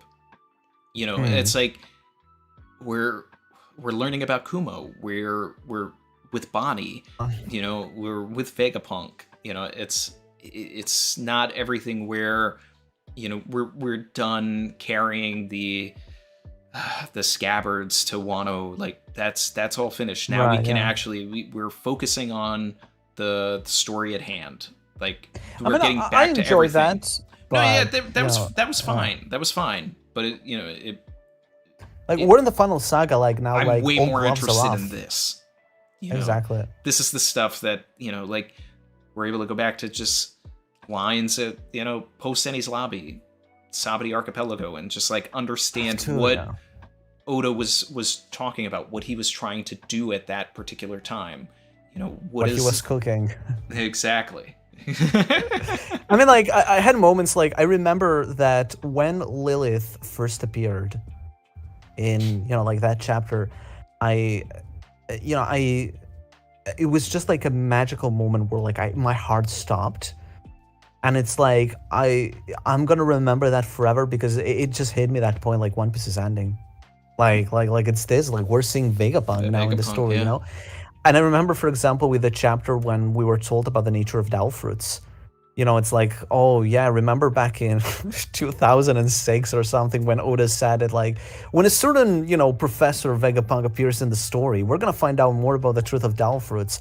And I was reading it with some other content creator friends who, you know, I was like, because it was like an event or something. And one of them had already read the chapter, and he was like scrolling the screen for me, and I look at him and it's like, is this happening? And he looks at me and like, yes. I'm like, oh my God. Right now, right here, it's just like, you know, and it's the same feeling that I had last week, because it's like, there was a part of me that felt deep down as like, maybe we could like see more stuff or something, you know, but I was so busy with other things that I kind of forgot. And I usually like to read One Piece chapters outside, because I don't know, I don't like reading them on my laptop at home. It just kind of feels like boring. I kind of like it to be just somewhere in the open. And I remember just like seeing like the stuff about Lily, and instantly I made the connection with Umi, and I was like, it's just like my heart just like went to 100, and I went to the sea. I sat down looking at the sea, and I'm like, man, this series is ending. It's just like that feeling. It's been there recently.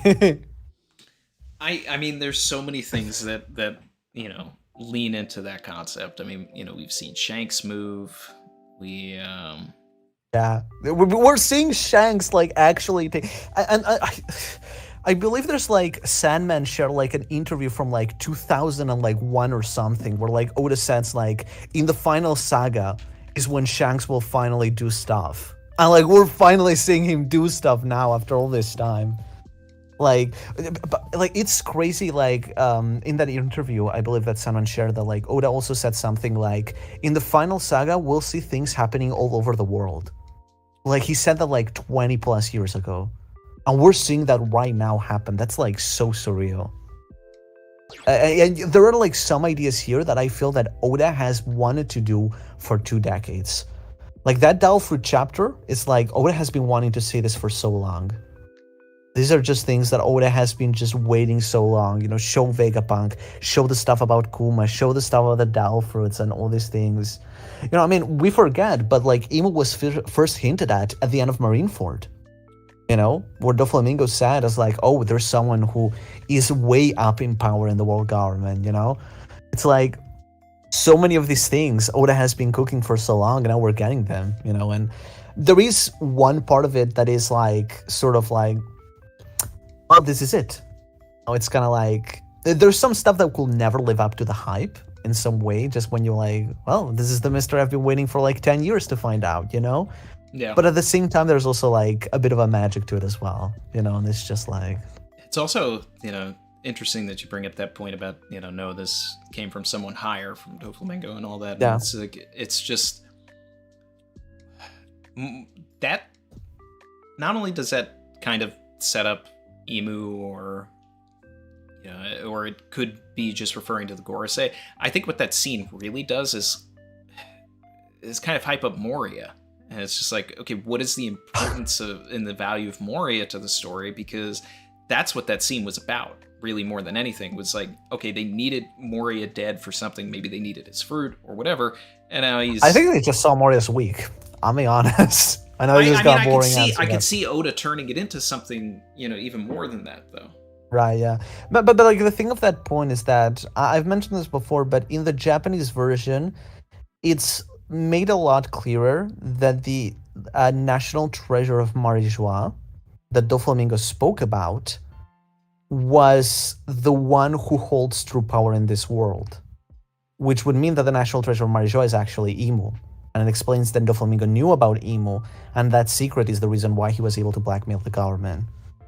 Because a lot of people assume that it was the hat, that it was a physical item, but like in the Japanese version, it said that Doflamingo wanted to use the Ope Ope no Mi on the national treasure of Marijois so he could become like the one holding the true power in the world.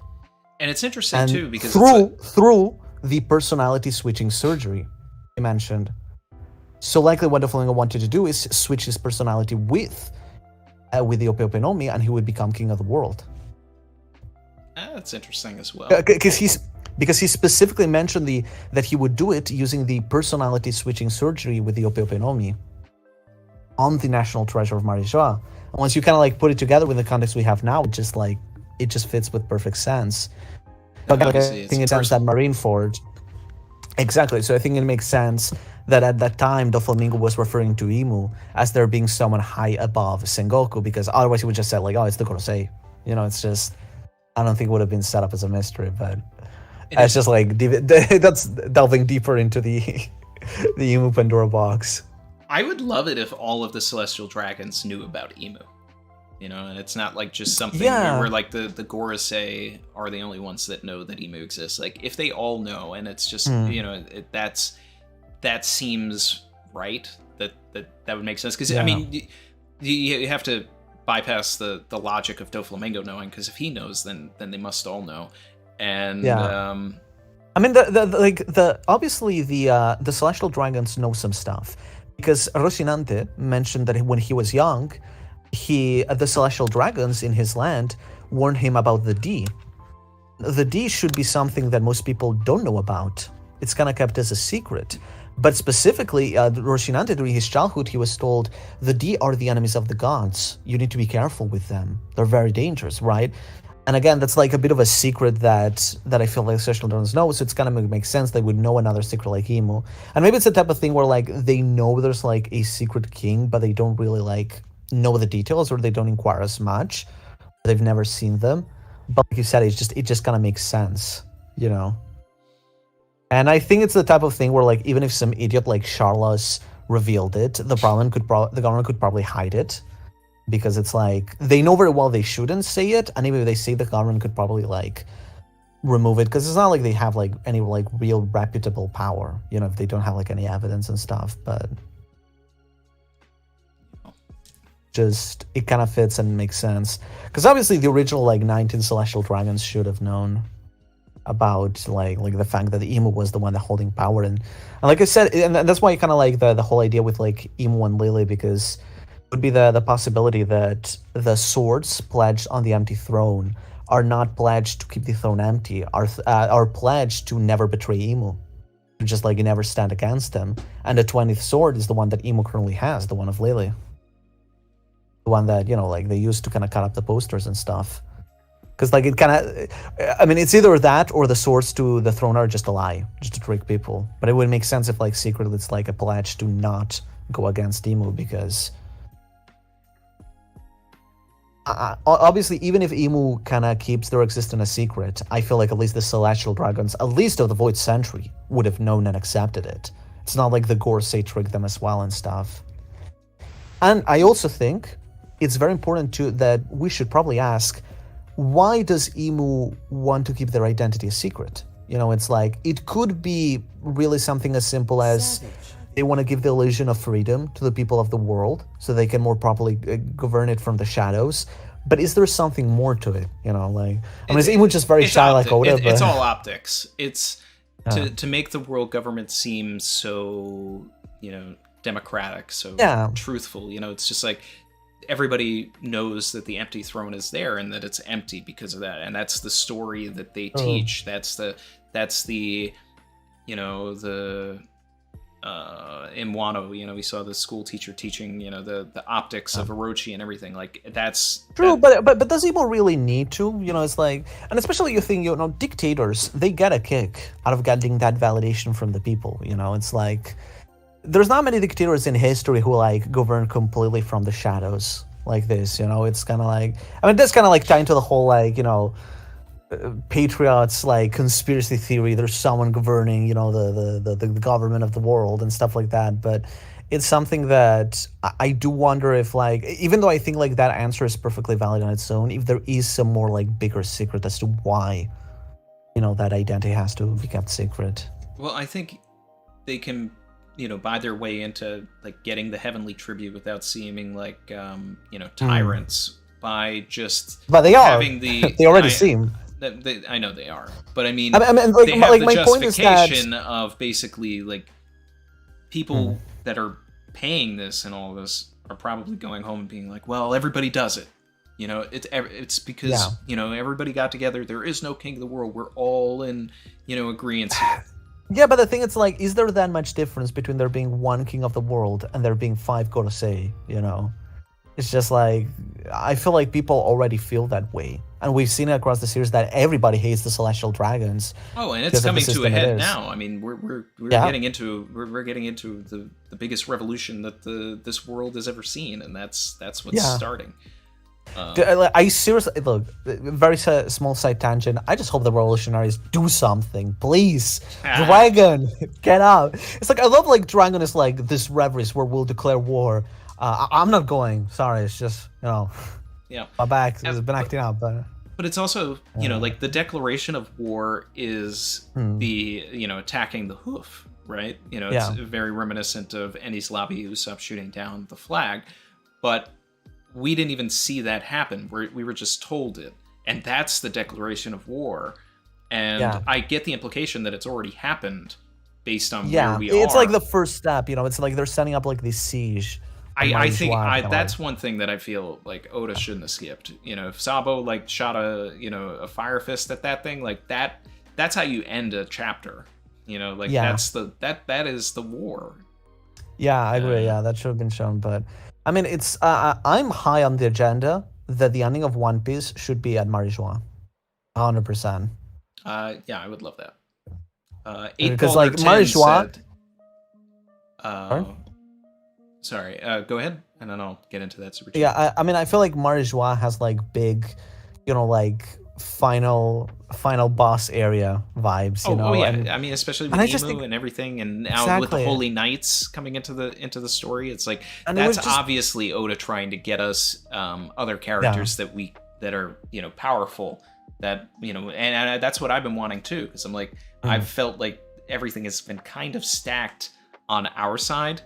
And we need more heavy hitters, when we eventually get to Marijoa. So I'm excited. Exactly, especially if we have like the Gorosei also like being fighters or stuff like that.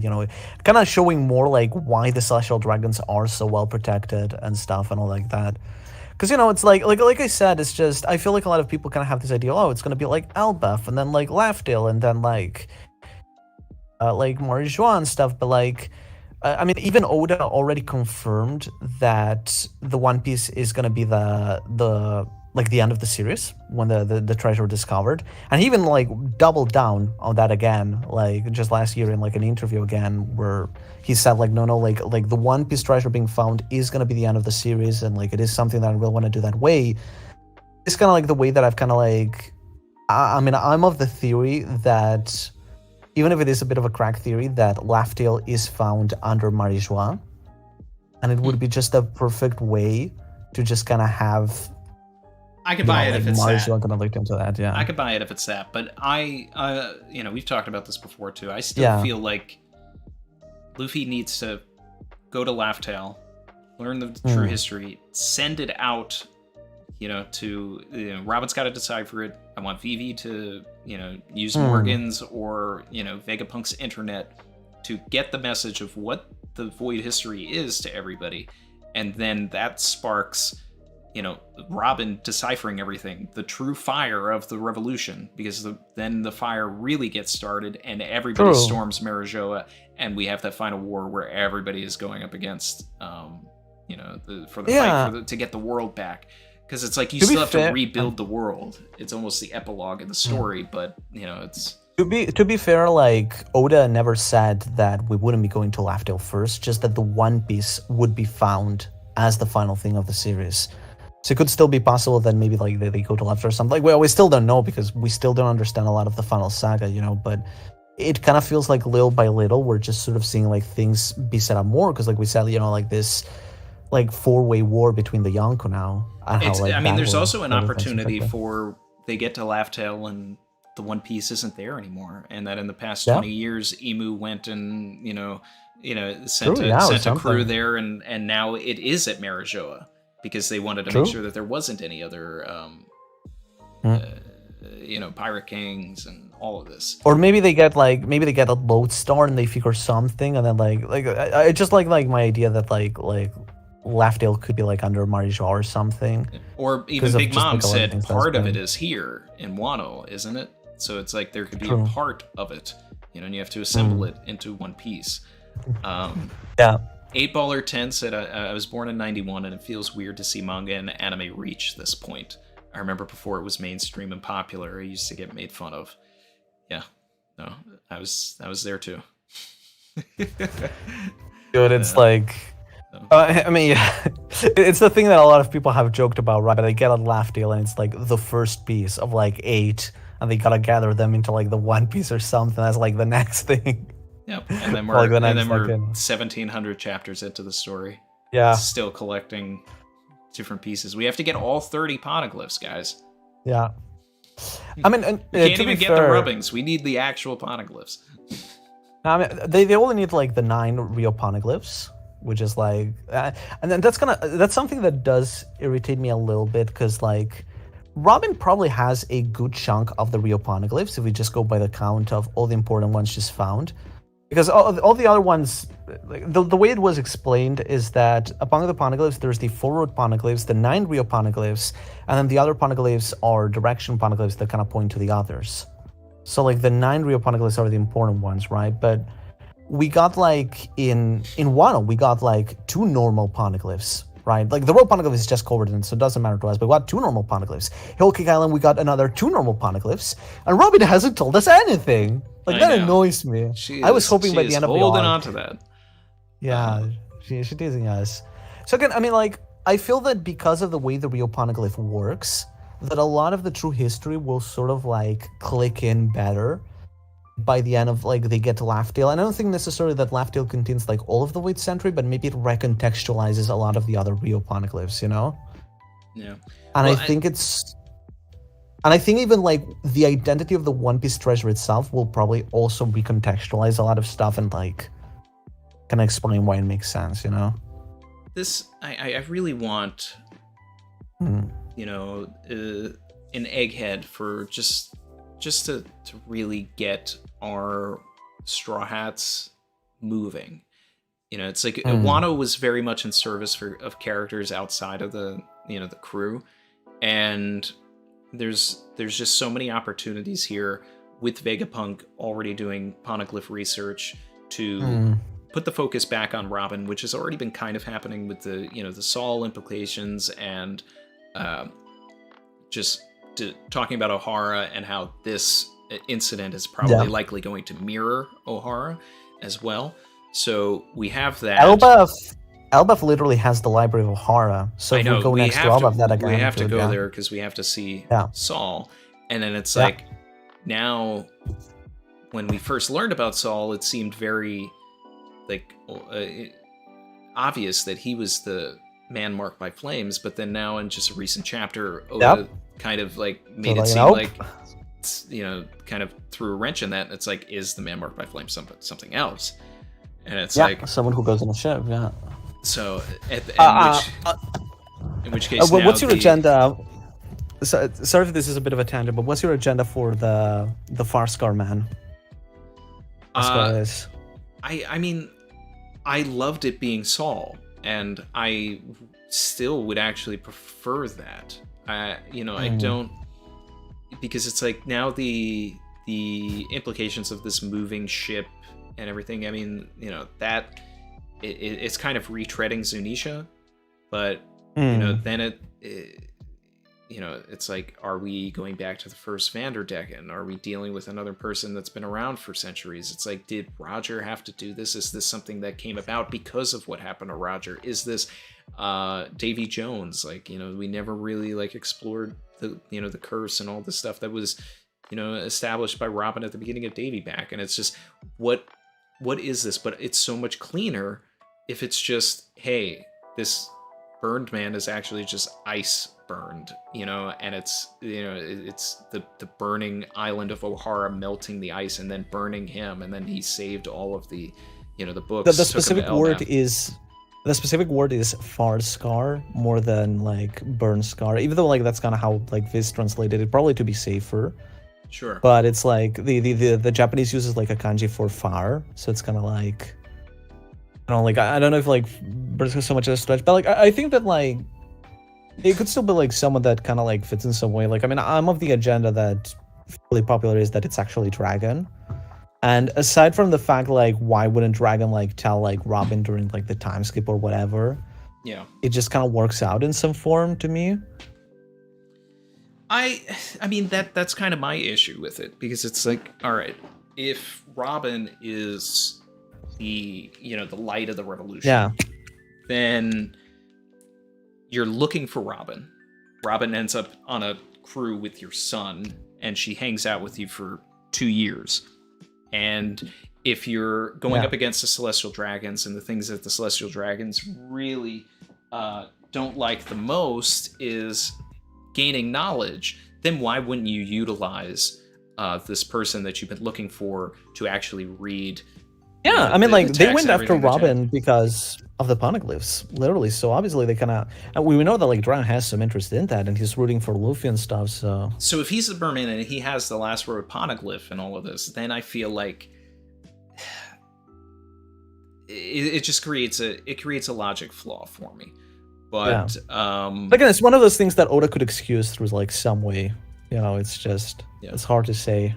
But there's like, there's certain things throughout the story, where it's like we see the scene where he's talking to Koala, and she's asking like, hey, do you want to learn about, do you want to know how Luffy's doing? And he's just like, no, I just want to know how Robin's doing.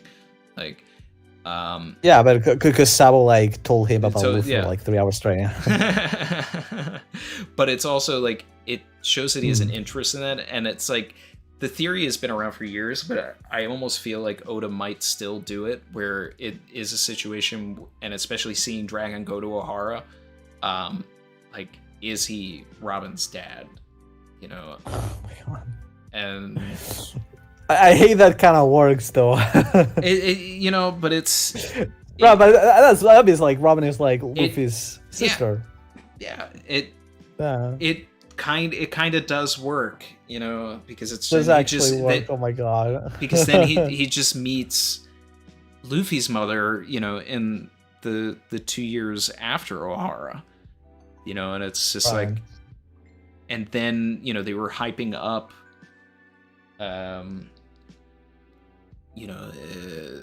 Robin's father and the flashback and everything like that, and he hadn't started the Revolutionary Army yet. He was a freedom fighter. It's like all of that kind of feels right, and then I believe it was implied that Robin's dad died, but obviously that could be like, oh, but he actually survived, and he actually like ended up in some other part of the sea still alive and stuff. Yeah, I'm not necessarily like gung-ho about it or anything, but it's fun.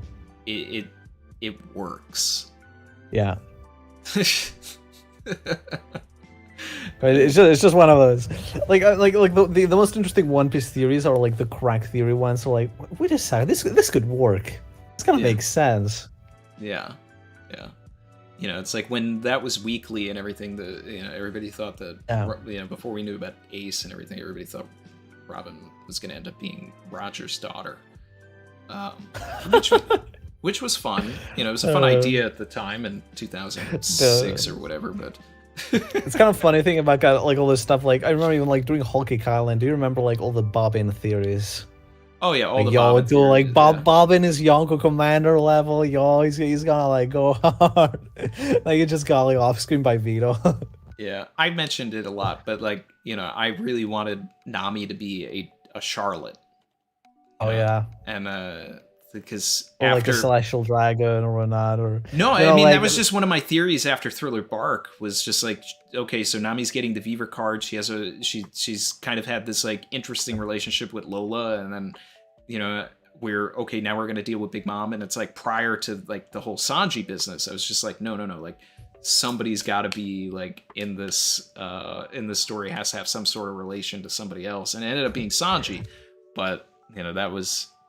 Dude, like Sanji's father, the blonde Gorosei. Oh yeah, that was that as a classic. Let's see, Beat Psychic super chatted, appreciate you. Said, hey guys, big fan. I don't think there is any indication that the One Piece, whatever it is actually at Laughdale. Is there? Roger only says everything he found is in One Piece, aka anywhere, so it could be in Syrup Village. In one place. I mean, it is said that it is in Laughdale, right? In 967. I think that's why he names the island. I think we can even go back to Crocus's words when he starts to tell us about Laughdale. Yeah. And, he was there, so he would know. So I think the implication is that it actually is at Laughdale.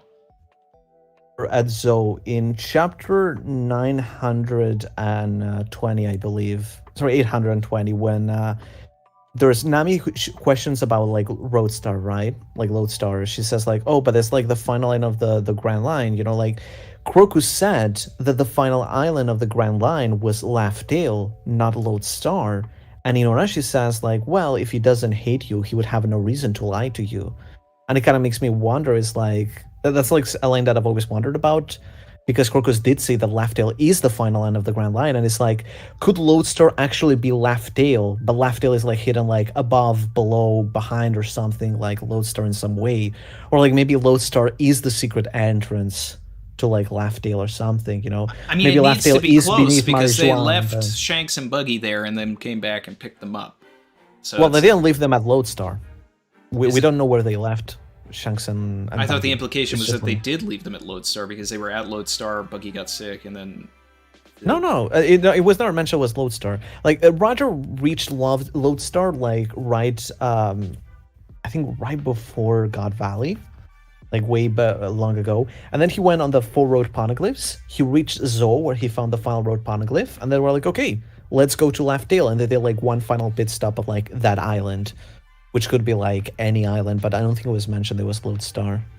Yeah. I gotta go back and... But, like you mentioned, Crocus was there, so, like... Yeah. Simon Ace super chatted, said next week is Lucci's birthday, so that means we're going to see Lucci in the chapter. Which makes sense, because, he's following around Vivi anyway. As long as it doesn't mean we're going back to Egghead.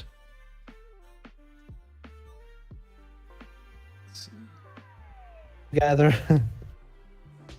Like, those are, like, the type of, like, birthday theories, but... I mean, like, it's kind of crazy going back to, like, when Crocus was first shown.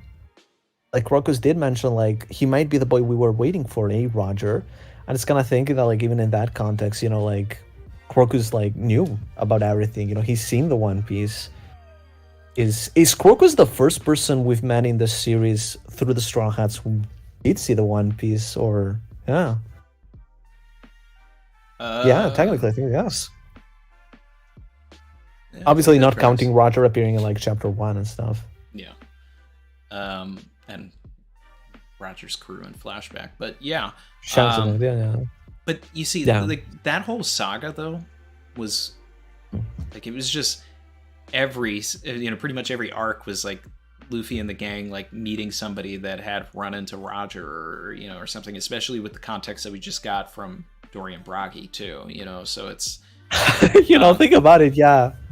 It's just like saga. We meet, Crocus, and like it's like, oh, this boy is he's special, right, Roger? Then we go Whiskey Peak, nothing, really happens relevant there. But then we go to Little Garden, and it's like Dorian Bragi, or like, offhand speaking about, crews that have, that didn't wait the year, that left, and like that makes that makes sense too, because Roger only had a year, so he would have gone. And we know. No, and we know that Roger did the same route Luffy did on the Grand Line. It was mentioned, and that doesn't necessarily have to be the final route, because even that one was done a bit like vice versa in a sense, because that didn't start from Reverse Mountain, right? But it could have been like the initial route that Roger did when he was slightly younger, and that doesn't really change up anything, because like Dorian Broglie have been there for 100 years. Obviously, they met. It just makes sense. Yeah. But considering that they know Shanks, I think it makes more sense if they met Shanks while he was with Roger, rather than Shanks going there on his own. True, good point. I mean, both could work. I mean, both could work, but I think the cleanest version is like they picked up Crocus, they started sailing. Yeah. They went to Little Garden. They were like, "Hey, the log pose, is gonna take a year," and it's like, "Well, I'm gonna die in a year, so I'm just gonna like sail away." And then the person that they're talking about that didn't wait, is Roger. But they had some sort of a meeting between, right. Shanks. And it's after that when they met Odin, and then like they went to a nearby island and went to Skypiea. Right, that would make sense. Yeah. Like Odin joined the crew basically around like right before Skypiea, so maybe just kind of like slots itself there. And like you said, it's like in that arc, I would really love it if Kureha did meet Roger, even if it's just very slightly. That's what I was building towards also, because obviously, she's like, I could feel you were going towards that, yeah. Yeah, I mean, it's just, is that what they're calling him these days? And it's like, dude's been dead for 20 years. But I had a bit of a weird crank theory. What if, like, Kureha, for, like, some reason, was, like, a doctor in the Rocks Pirates? Because. That has been my theory for a long time, actually. I've talked about that a lot on the channel. And I talked about it because I wanted... I used to bring this up a lot when people were talking about like what a potential Kaido flashback could be, and I wanted, and I was like, a fun idea would be if Kureha was the doctor on Rocks and had a relationship with Kaido, and tried to, this beast tried to like calm him and like teach him how to be a good person, and she failed, and that would color her reluctance to take on Chopper. Because there's this it's like like that, like I was trying to find a correlation there where it's like, okay, let's kind of contextualize some of the stuff in Drum using Kaido, and that's why I wanted Kureha on Rocks more than anything.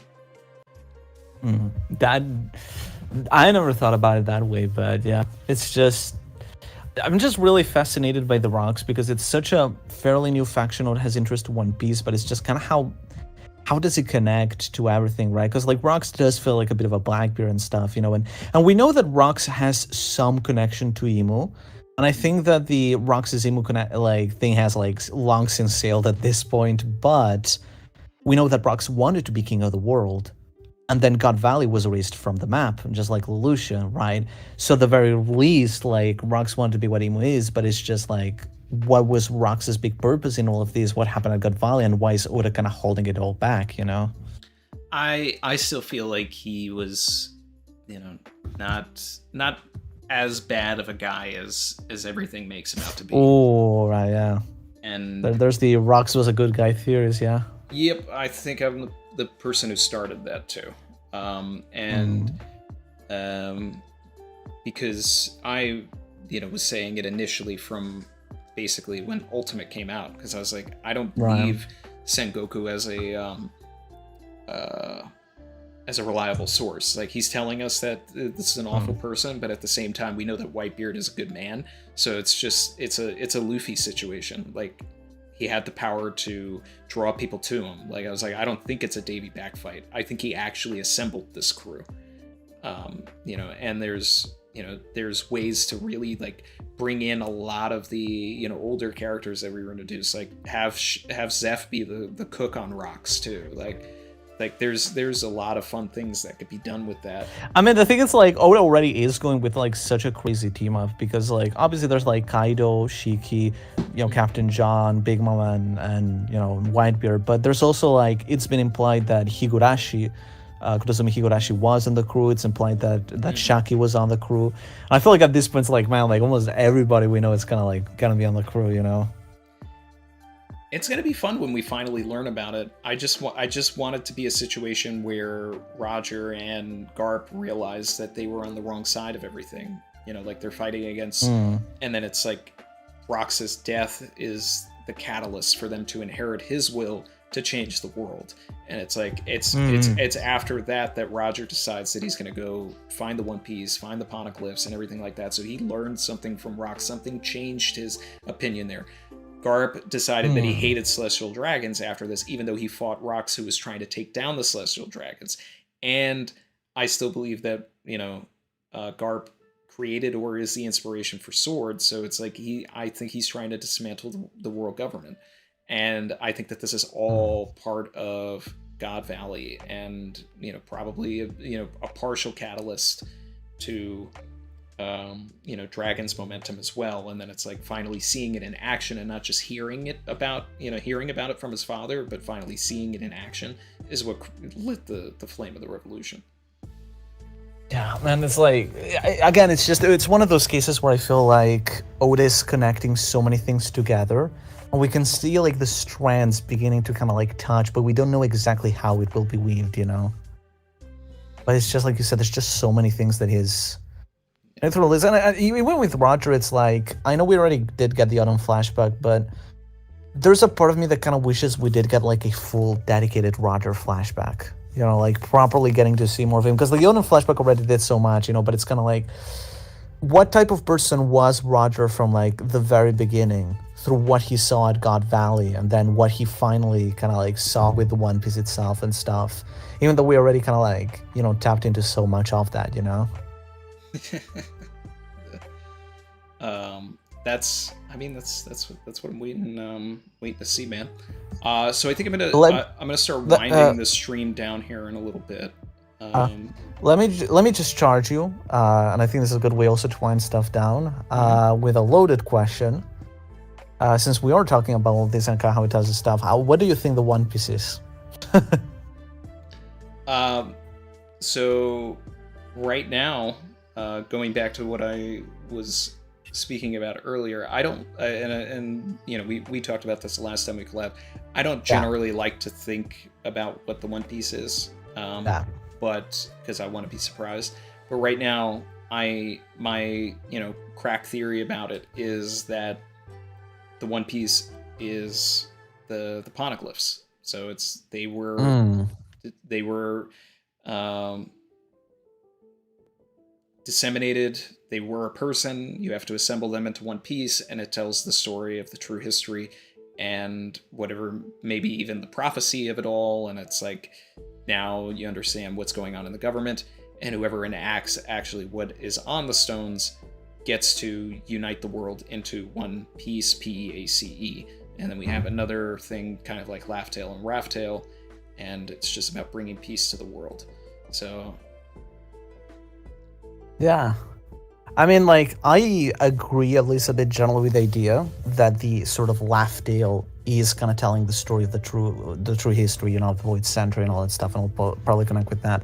I just think about it from like a slightly different approach, but I do think I kind of agree with the idea that sort of the knowledge of it is like a big part of the treasure in itself, and I think that is part of the reward that Oda is also going to give us as part of the story itself, and as the readers. Yeah. No, I'm excited because I mean that's the thing that I'm most interested in anyway, is what is the story. Yeah. So that's what I want the One Piece to be is the story. Growthstock said in Egghead, Sanji is going to learn Light Walk from Kizaru, similar to how he learned Skywalk from Cypherpool Zero. I'm sorry to put it this way, but this comment reads like a power scaler. Like that sounds like a power scaling term, like Light Walk.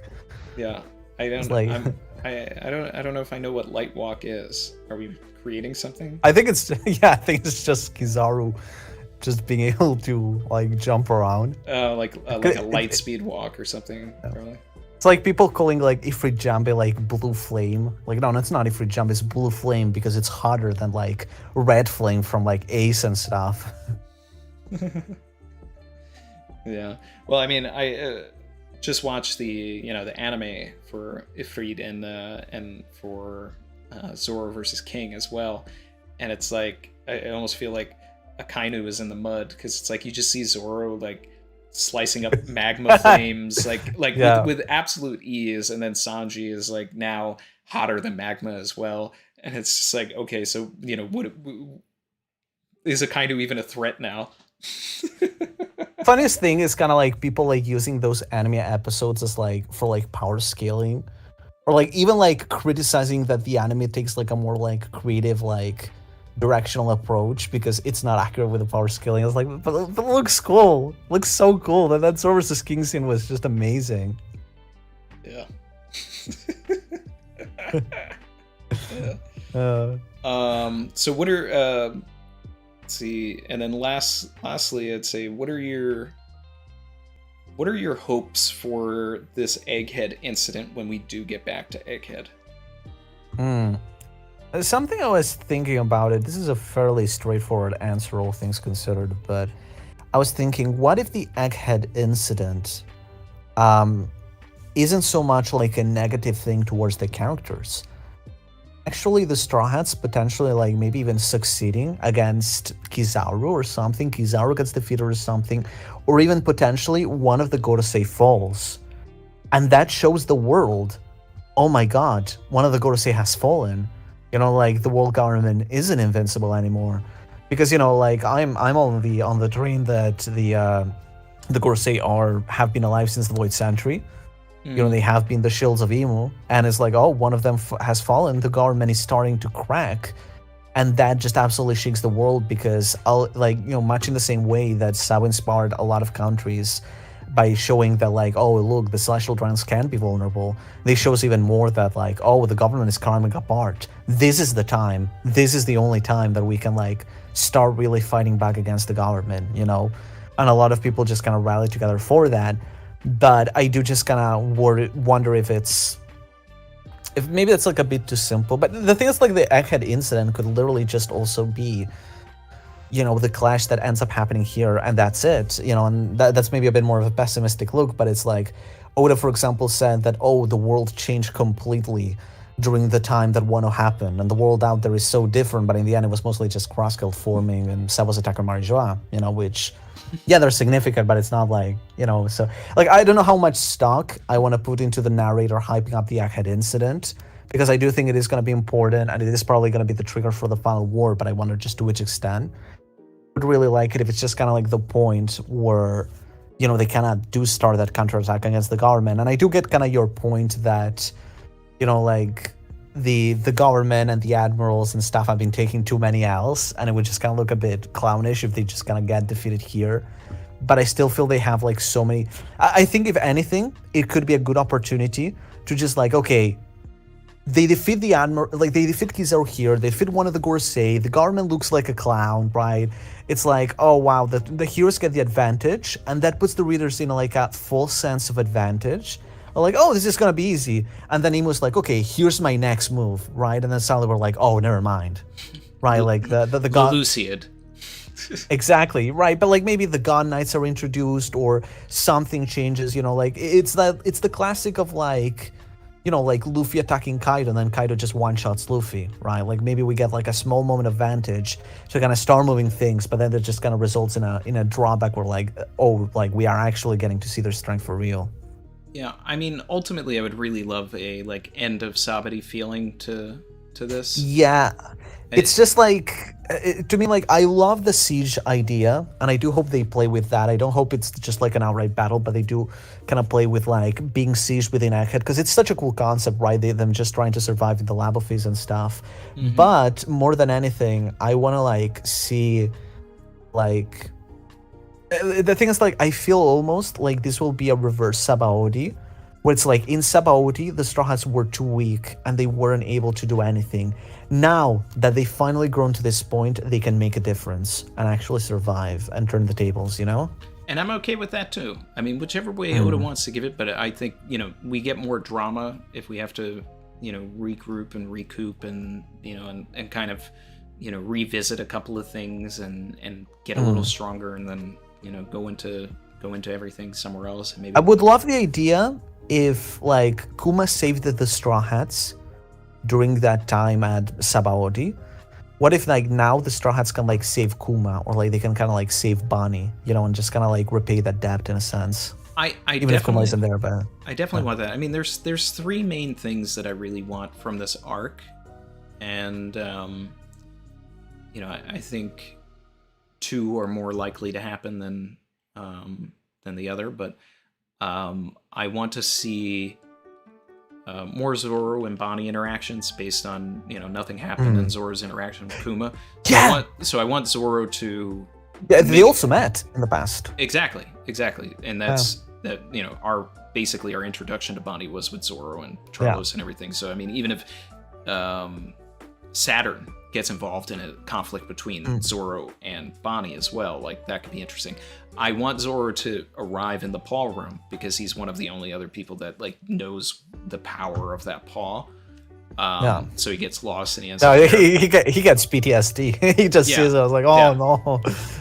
I want Smoker involved in this arc, and I want this to be the arc that actually, like, you know, like, changes him towards, like, against the government, and maybe he's able to sway some of the other Marines because he, you know, is friendly with Vegapunk, and Vegapunk is you know, helped all the kids at Punk Hazard. Smoker likes kids, you know, not in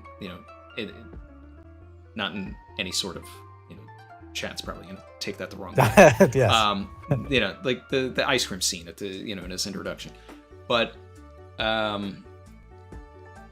so I would love a situation where, you know, like in Punk Hazard, Smoker is on our side again, but this time, you know, it's less reluctant. You know, it's more like, I'm now starting to see that you guys are, you know, the ones that are in the right here. And it's very it's very obvious to me that you know, Oda has separated Tashigi and Smoker for a reason, and it's like he's not doing the, you know, all of the stuff at Full Lit because he needs to play a role here on Egghead and kind of finish his arc that was started in Lobetown. And then lastly, we talked about it earlier, I'm not going to dive, you know, much deeper, but, you know, now I want Vivi to pull up with the blimp. And that's the one I see less likely than the other two. I can almost guarantee I feel that's going to be later. Arc, I feel that's going to, like, later than sooner. I think that's probably going to be more towards, like, further away than this arc, but it has to happen at some point. Like, I just need, like, a big moment where we see, like, all the Straw Hats, like, Avengers moment, right? Like, in Onigashima, but with, like, Vivi there as well. And also Karu. Where is Karu? Where's my boy? I need to know he's safe. Yeah, come on. I need more blimp action. Another one. Yeah, man, I just need like a final, I need a scene in the final saga where, like, Karu like the MVP, like, he just, like, saves the day in some specific way, like he manages to like I don't know, like, any scenario that I can come up with my mind, but, like, maybe he just, like, infiltrates, like, from some spot, or, like, no one notices him and he just does the thing that just changes the tides or something. The MVP of the entire series, Karu. Like, he just, like Karu just ends up doing one thing that just saves the world and just wouldn't have happened otherwise. Like, I need that. I would love that. I'd love that. 3-day trip, member for 1 month said, would Kizaru protect Sentomaru from the world government if it came down to it? My answer is no. Sorry, Kizaru protects Sentomaru? Yeah, that was the question. And I think we'll definitely get, like, an interaction between the two. And Kizaru's gonna be like, oh, you know, like, it's a shame that, you know, you ended up signing like this. You know, it's a shame you had to side with the wrong side of history here or something like that. But it's like, because it's not a blood relationship between the two of them. So exactly. It's, you know, yeah, and they're obviously close in some form, but and I think that's a great way to fill drama. And I wonder if Otis has even been cooking this for such a long while because it's so perfect right here, right? But it's just. But it's like so a lot of people had theories. Yeah, a lot of people had theories that Kizaru would turn because he's got ties to Vegapunk, and I'm like, no, I don't want that at all. That's not the type of person that Kizaru is as well. Yeah, I need Kizaru to remain bad, and I would a lot of people want him to fight Sanji. I'd rather him fight Zoro. Yeah, it would be great if Zoro's this time I'm not hurt, right? Yeah. I'm at full power. Exactly. It's exactly. I'm very excited that we're finally getting to see Kizaru in action, and I do hope this arc gives us more for Kizaru because characters like Kuzan, Sakazuki, and especially Fujitora have had their big places in the story, but Kizaru has always just been there in the background. He's had cool scenes. So it would be cool if we actually get an arc where we get more out of his character, even if it doesn't need to be anything deep, right? But it feels okay, this has been his purpose in the story, his screen time and stuff. And even some people have been speculating, what do we see Kizaru getting serious? Actually pissed off and Well, not only that, I mean he is legitimately a source of PTSD for the crew. Because it's they're not necessarily upset with Kuma, but it was the fact that the threat of Kizaru is what made Kuma intervene. So it's a lot of them seeing Kizaru would bring back memories of that time, and it's have we reached the level where we can go up against this guy? Exactly. And because that's something that has been set up since Long Ring Long Land with Kuzan. It's we're not strong enough to beat an admiral, and it's are we finally there? And I feel Luffy has been a Yonko. I think that it should be a point where this should be able to happen, you know. And then the interesting thing with the things admirals, the photonic gloves involved as well, and it's it'd be fun to see some of the lesser Haki crew members. Yeah, but I mean the non-hockey crew members, it would be fun to see Frankie put on a photonic glove and punch Kizaru, yeah, Usopp, Usopp versus Kizaru. Yeah, something like that would be interesting. I mean, I don't want them to win, but getting a hit in is nice. Yeah, because I mean, it's with the admirals. The special thing is that they've never been they've never served the purpose as the big bad of an arc.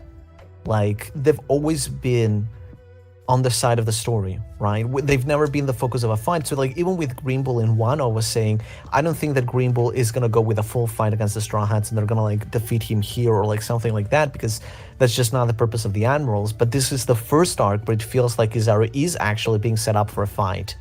And I do wonder if we'll follow up on that, or the entire purpose of the admirals for the whole story will always be more on the side, This is funny. And Nesmonas in the chat said, back to your Karu point, Karu. And on your left. On your left, yeah. I saw that before as well. I love that. I love that. Yeah. Imu has some switch to activate some ancient weapon or something, and Karu just stole it. It's no, come back. It's just in his mouth. He just runs away with it. Yeah. can't lose to anybody now, and no one can catch up to him either because he's so fast. Exactly. Perfection. Oh, man. We've cracked it. Seriously, I really need an MVP moment from Core in the Val Saga now. Yeah. But yeah, I think I'm gonna start winding this down here, wrap things up. This has been an awesome collab, nearly a year later. Fruitful 3 hours. Yeah, I mean that's pretty much what we did last time too. I was probably try to keep this 1 to 2, but we get talking and everything, exactly. It's just that's just the way it is. It's just so much fun to talk about One Piece, especially during a period like this, like we mentioned before. Yeah, and that's why I was no, you know what? I need Artur today because we're back. We've returned to the Reverie. Yeah. We have so many similar ideas in terms of where the story could go with Vivi and and things like that. And I just definitely the person I wanted to talk to this week for all of this, and I'm excited to see where it all goes. And yeah, I mean, especially we're entering that spoiler territory, like now with Monday and stuff. I'm gonna be very careful to like dodge spoilers for the next few days. Yeah, and because now that I I'm want to go into official, the it's next chapter so blind. rough, man. It's so Yeah. rough. I gotta like just stay off the internet for. Yeah, so you're waiting like completely into the official now. Yeah. Yeah. Oh. Everything is just Sundays, so I'm just off the internet. When did you do the change exactly? Right around the Reverie. Right. Yeah. Yeah. Because before you were, like doing schools, because you do like reactions, so that's kind of why you gotta like and stuff. Yeah. Yeah. Because in my case, like I used to wait as well, and for like the official to read, but that just became just like a nightmare with how I was organizing everything with spoilers and stuff. Yeah. But I still like do want to like release my content with the official, because I want to like respect official and the readers, all that stuff, and kind of keep the official policies. But at least like I don't have to go crazy like dodging spoilers the whole week, which is just like. So I feel you, man. Yeah, it's it's not easy, but it's still rewarding. It's still rewarding. Yeah. So we got the Artur emoji in the chat. So drop the Arturs for Artur. Wait. Who added this emoji? I'm just realizing. I did. Oh, okay. Yeah. No, I switched the emojis around every stream, so I figured I'd throw that in there in case people wanted to. Ah, okay. So. Oh, I'm honored. Thank you. Yeah. So let's spam those Artur emojis. We're gonna wrap things up here. See, there we are. We're seeing them come through now. If I can plug something, I absolutely do. I already mentioned, obviously, the Nakama Fest event I'm doing later this year, but we're still selling tickets if anyone wants to come along. But more than anything, I'm also cooking that big mega theory, which is sort of like the big culmination of everything I've done for the tour history. I do have a very special idea about what I think the One Piece is that I want to share there, so that's probably going to be in the summer around the same time as well, so do look forward to it, please. And that's it pretty much. People probably already know where to find me, so... Someone cooked here. Bother drawing this further. Yeah, most people are probably, already following you, but if you're not, the links are in the description below, all right? If you haven't checked out Artur's wonderful website, where he has the chapter secrets and everything. He has been a mainstay for a long time, and helping readers understand the story better. Dude, I've been doing this stuff for 8 years. That does not feel real. Especially when you count that I'm 24, right? It's like it doesn't feel like that much, but oof. Yeah, nah, it's man. It's when I let's see, yeah. A little bit younger than when you started doing that, then with everything that I did on the internet for One Piece. But yeah, man, I mean, it's the service that you provide to the community is among the most needed and most legitimate. So that's thank you. So let's, but like I also feel that it's like how to put it is like even with you saying something like this, I think that the real value in the community is like the whole community together. It's like it's not just like one creator on one side or another. It's just seeing everybody coming together and everybody just kind of like contributing. Everybody's got to something to things. provide. Everybody's got something to add. It's just like One Piece is not about like one person or one creator or one thing. Like it's the whole community. It's just like.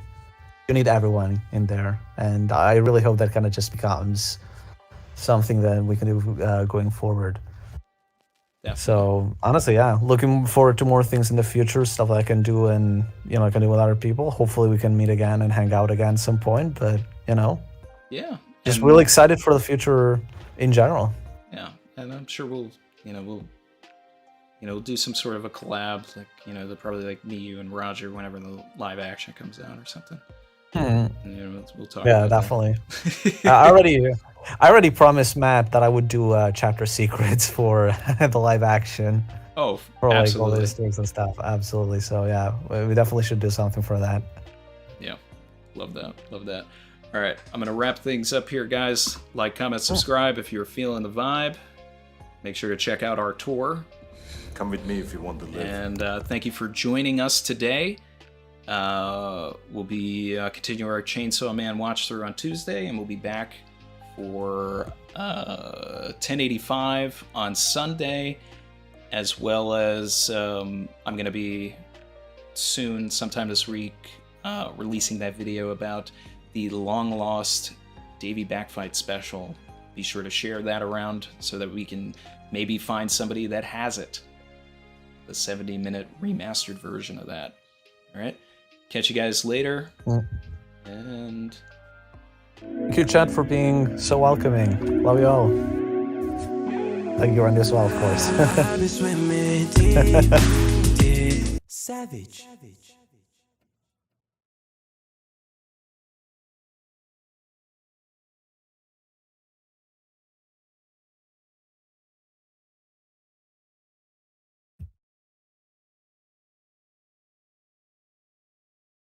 Are we still live or? Yeah, exactly. Good. Just want to make sure it's like, can we talk now or?